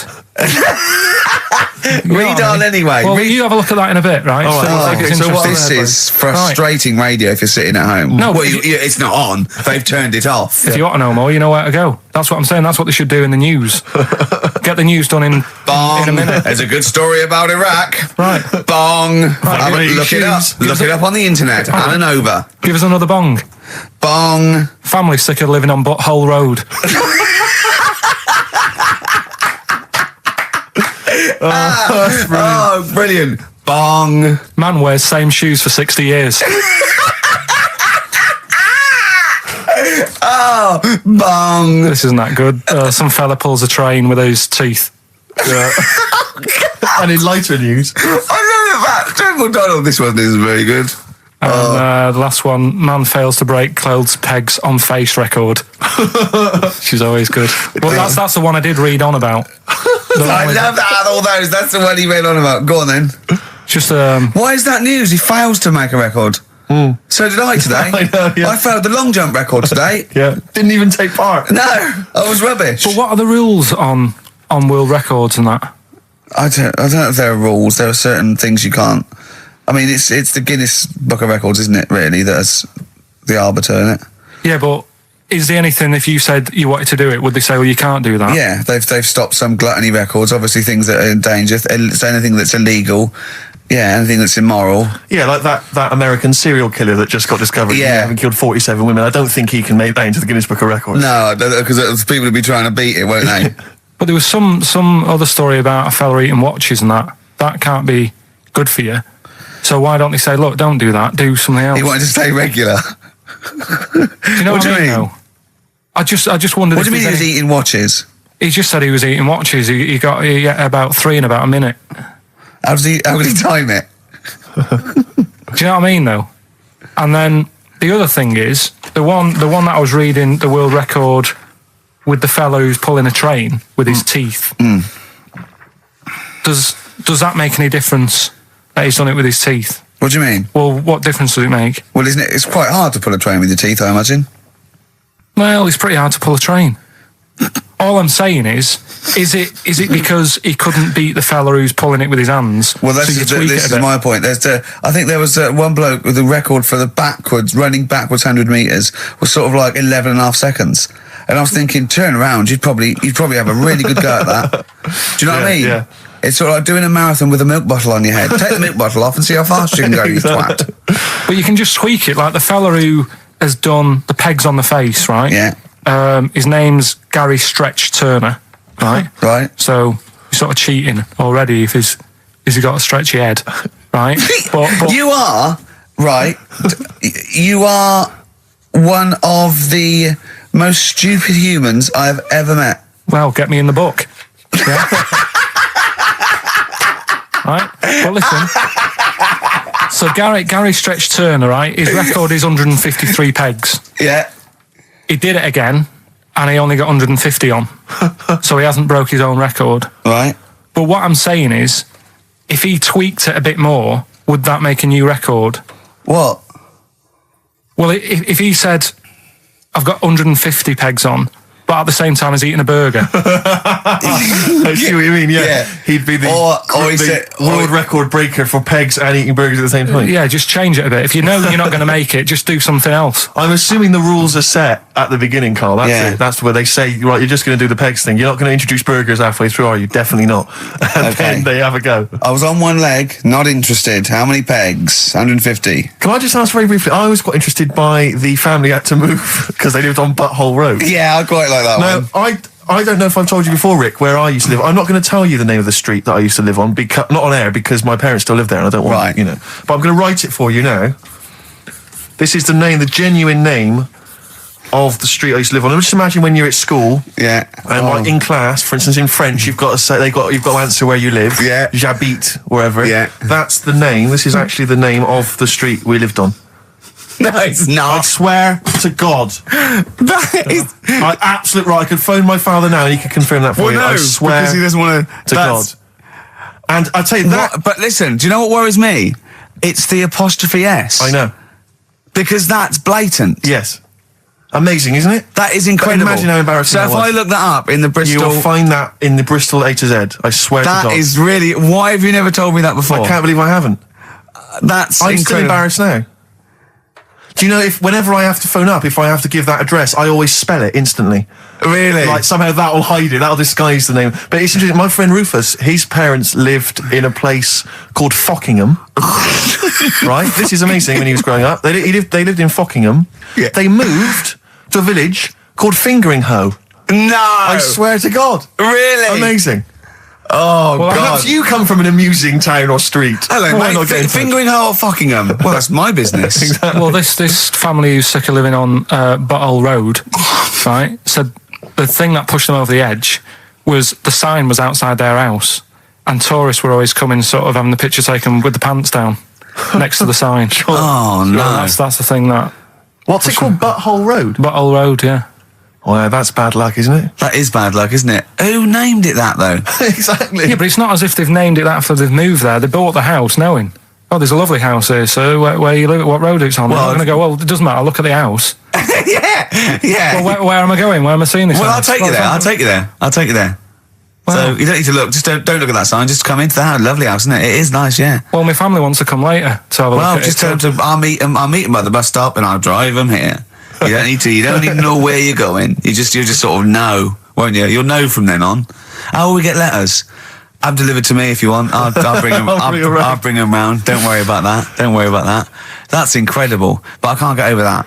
Where Steve used to live. That's extraordinary. Anyway, if you perhaps live in Tits Avenue, yeah, or Wankling Drive, Wankling Drive, just get in touch. Let us know. We're not really interested, but it might fill up 5 minutes. Let's play a record. Let's come back with another of Carl's amazing quizzes. I'm going to Spunkton later.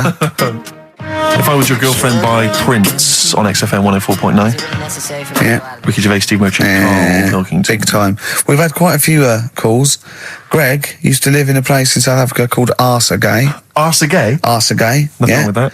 Paul's friend's parents live in Fart Town, just outside Leeds. Fart Town. Which is nice, isn't it? That's just ridiculous. And Dean used to live in Butts Farm, Hamworth. Farm. Yeah. That's obviously, I assume they're free range butts. Sure. And not sort of battery farm butts. That'll be horrible. But yeah. Do you think that? That'd be great to just name a town, wouldn't it? I think I was thinking if I was a multi-billionaire, a Bill Gates type figure, I'd like to buy somewhere like, say, Manchester, and just rename it. Whinging on the wold. Whinging on the wold, yeah. Yeah. And we can work Mondays. Exactly. They'd be obliged to that would have to be what it's called. Yeah. It's the rules. It'd be like mayor. Yeah. That'd be great as mayor, wouldn't you? You want to be mayor of Chinatown, don't you? I'd like to be mayor of Chinatown. It seems to me that there's not a great deal to do. No. Because it's not really a town. No, exactly. But it's just a novelty who can we talk to about that? Who can go say, look, you've got to stop calling this a town? Because at best it's a novelty street with some slippy pavements near restaurants. I actually got stopped the other day by 2 tourists who said, do you know the way to Chinatown?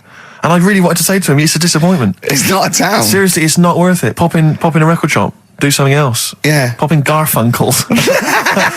have some delicious sausage and mash. But you'll get to Chinatown, you'll go, this is not a town. Yeah. Yeah. Well, have you got a town hall? Got a betting shop? Yeah. Not really a town. I don't think you can build a town entirely out of restaurants. That's not enough. You need more stuff. Oh, dear. A lot of old people I've noticed there, Carl. Aren't there? Let's leave that, eh? What? We'll leave it. Leave What? the old... Leave what? Just got John, who's just emailed in. He said my secondary school was on a street simply called Bell End. That's Bell End, really? Yep. Oh, that's great. There's a road in Cricklewood somewhere called Clitterhouse Drive. Clitterhouse. Yeah, I don't think you can really get that. You can't get them on that. That's fine. No, that's fine. No, that guy, he's just having a little laugh, just taking the mick. Get a lot of that sort of thing. There's a place in America, apparently. Ben's emailed this in. There's a place in America called My Anus. My Anus? Yeah. I think I've heard that. Yeah. Yeah. My Anus, yes, I have heard of that. That's unlucky. Yeah, that is unfortunate. Where do you live, my anus? I've got a letter for you. Where shall I? Send this? All right, don't get cheeky. Anyway, just rather than reading out the A to Z, right? Are we doing Rockbusters answers? Oh, yeah. Go on then. Right, Listen, this has got Chris Moyles, The Breakfast Show, on Radio 1. This sort of stuff. Well, listen, Go on. have we got a winner, Steve? We have. I'll check that in a minute. All right. You find a good winner. Yeah. The Rockbusters clues. The first one was this Teletubby has got nits. Well, we know this one. We've done that. That was Police. Yeah, right? Rubbish. You ruined it. Right, the second one. I'm saving that money to buy condoms. Too easy. Johnny Cash. That was Johnny Cash. Rubbish. And the third one was when you're making bread, add a bit of colour for a change and sort of, change the colour of it. Right. Right? That was Dido. They got that. Give us a winner. Well, the reason I've given this person the prizes is just because she's from Switzerland. Sure. She's listening in Geneva in Switzerland. So, I mean, good luck to Tina. And she wins those prizes. Who did she want to win the war? Don't know. I don't think she had an opinion. Really? You sure? Yeah. They say that, but I reckon they wanted us to win, really. Do you think so? I reckon so. Do you think that was true of all the wars? They were always on our side, really. I'd get her to just, if she's still in there, who did most Swiss people, maybe sort of like over 50, want to win the war?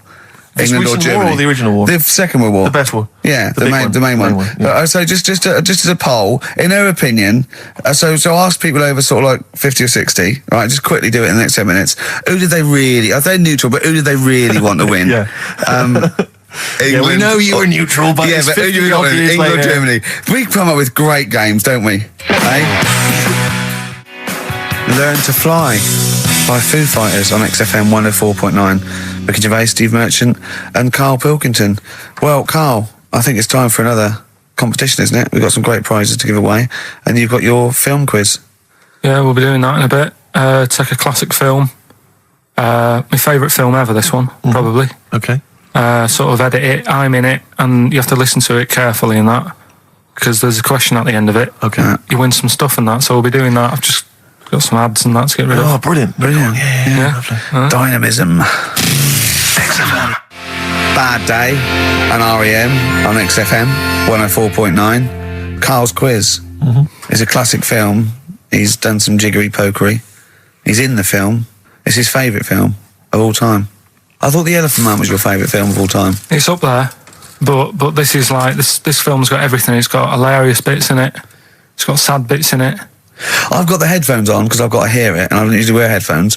But I just realised how noisy I am. Does that go out when I'm sort of does it really? Yes. So when I'm sort of like tapping and writing and that, because it's really clear. Everyone can hear that. Really? Yeah. The thing about that microphone, Rick, is it doesn't just pick up your voice. It picks up all the sounds.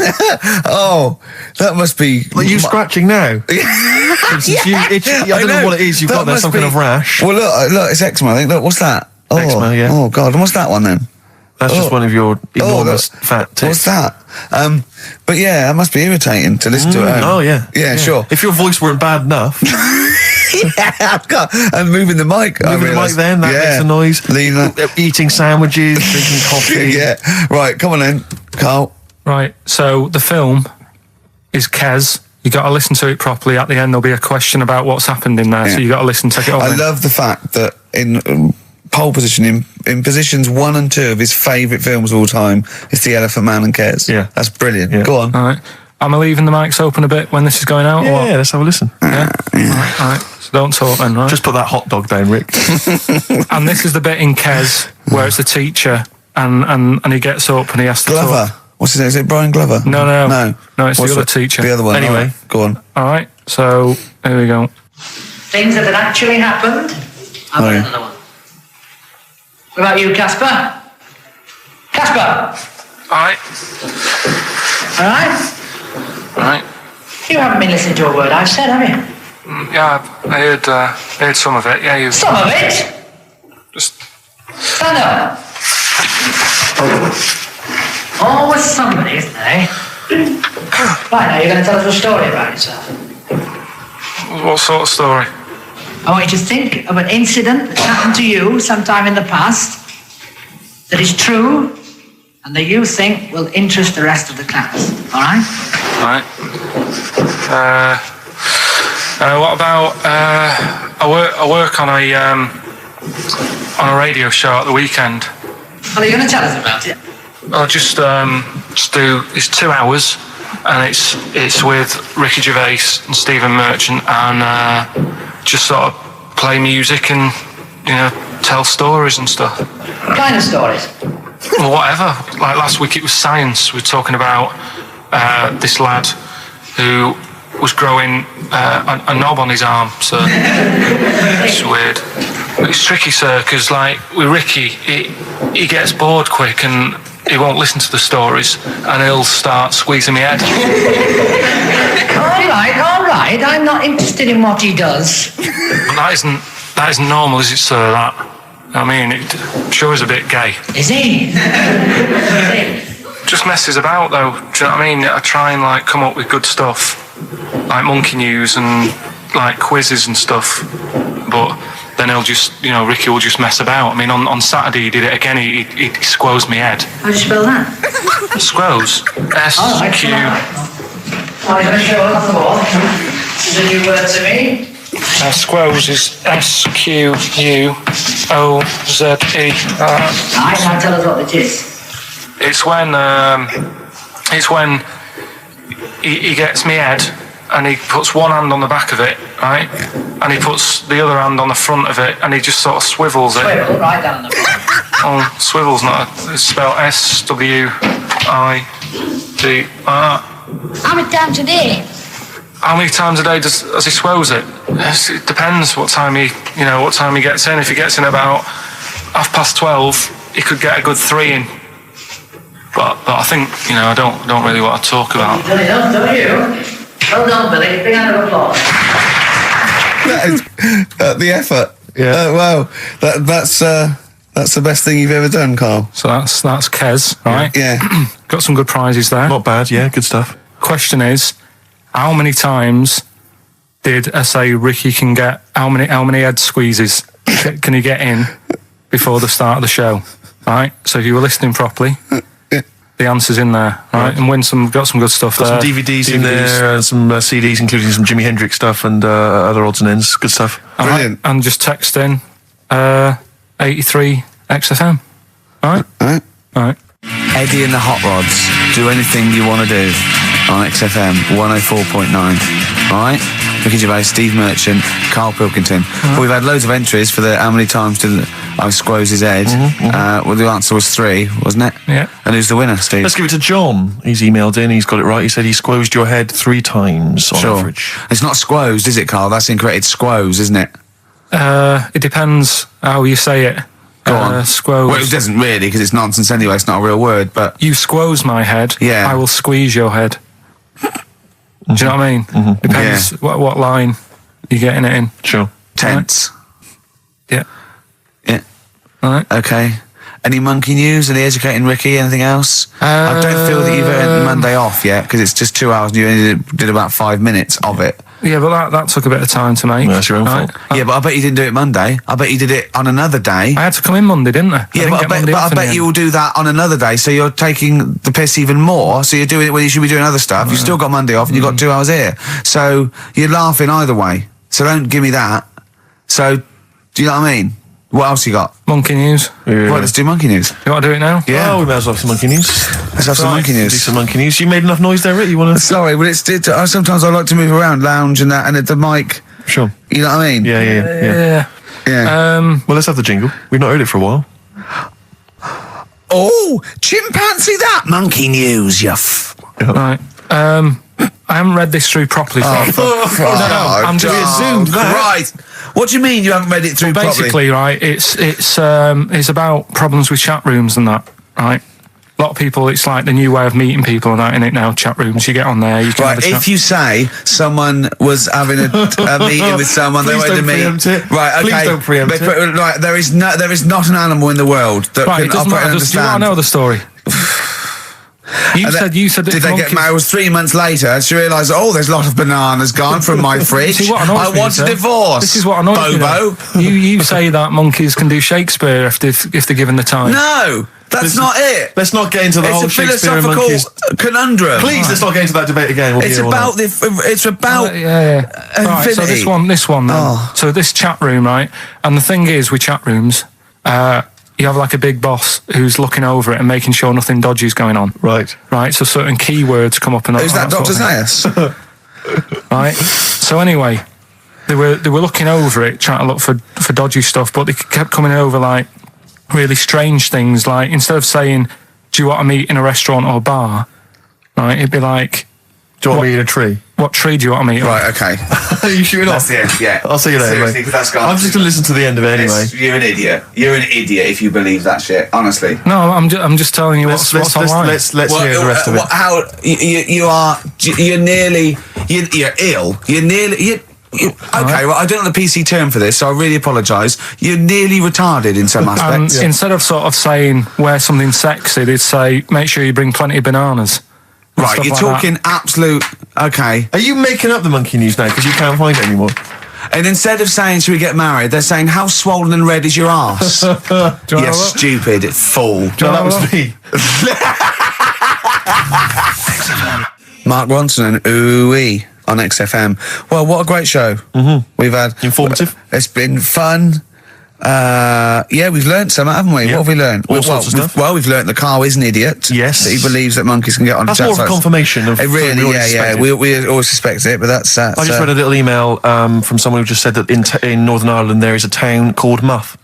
Is there? Yeah, it's worth knowing. Yeah. What else do we learn? Monkey news. No one's got anything like monkey news on radio, have they? Think of that as a boast. Yeah. No one has got anything like this gout. Yeah. You call that a boil? Look at that, and look where it is. Yeah, exactly. Brilliant. We've not heard sadly back from that woman from Switzerland. Haven't we? I know you threw out a question. Yeah, I just thought I wanted to find out whether the Swiss really... Well, I say they're neutral, but I would assume they'd be rooting for us and keeping quiet. You'd hope so. Whenever Germans went through, they went, whoever wins, but they're going, Exactly. Whereas with us, they go, all right, lads, do you want some chocolate? Yeah. Here's a cookie clock. No, don't let it go off, I'm hiding. Yeah. Know what I mean? Sure. But, they better want us to win, because it wasn't for us, and we'd have let fascism go in there, and they'd be speaking bloody German and Italian all over the place, wouldn't they? I think they do. I think they do. What? They do speak German and Italian. Why? I don't know. They just couldn't be bothered to come up with their own language, and they chose that one, I suppose. Or they chose those. What's the point of being foreign if you don't speak English? I've no idea. You'd have to ask them. That's mental. I don't know. What would I do if I went there? You wouldn't. Why would you go? They don't speak the language. If you're going to have to choose a language to speak, choose English. Even the Dutch, they've got their own language, but they don't speak it because it sounds silly. Yeah. So they speak English. Of course they do. You see two Dutch people in Amsterdam with clogs on, they'd be chatting in English. In English, and proud of it. Yeah.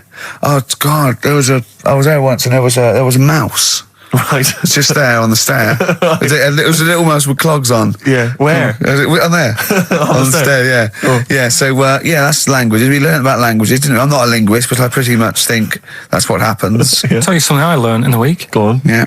This will be one thing. He did definitely learn only one thing this week. It's a good one, though. Don't insult Suzanne's hair.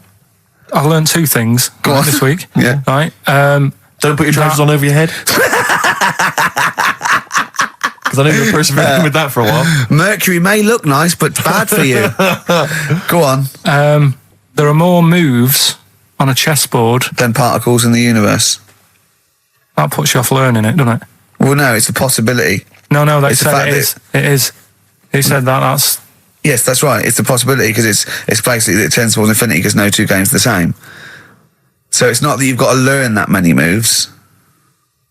It's not that good. I don't wish to criticise Rick, because I know you were trying to inform him then. It's a good job you're not a teacher, because as you gabbled the phrase, it tends towards infinity, it kind of came out as... Okay, yeah. Imagine if you're one of those kind of foreign students who's gone out to study, and sometimes they put the tape recorder by the lecturer. Yeah. Listen back to that remote. It's something towards infinity, I'm not sure. It tends towards infinity. It's talking about tense. I not understand. Cuckoo. So we've all had a good time. We've all had a good few. We've had a great time. Can I just say to everyone, have a great Saturday. All right, see you later. You like the Thorns? You played the Thorns. Love the Thorns. I think you'll enjoy this. Is an old track from Hawksley Workman. Brilliant. Bad name, good song. See you next week.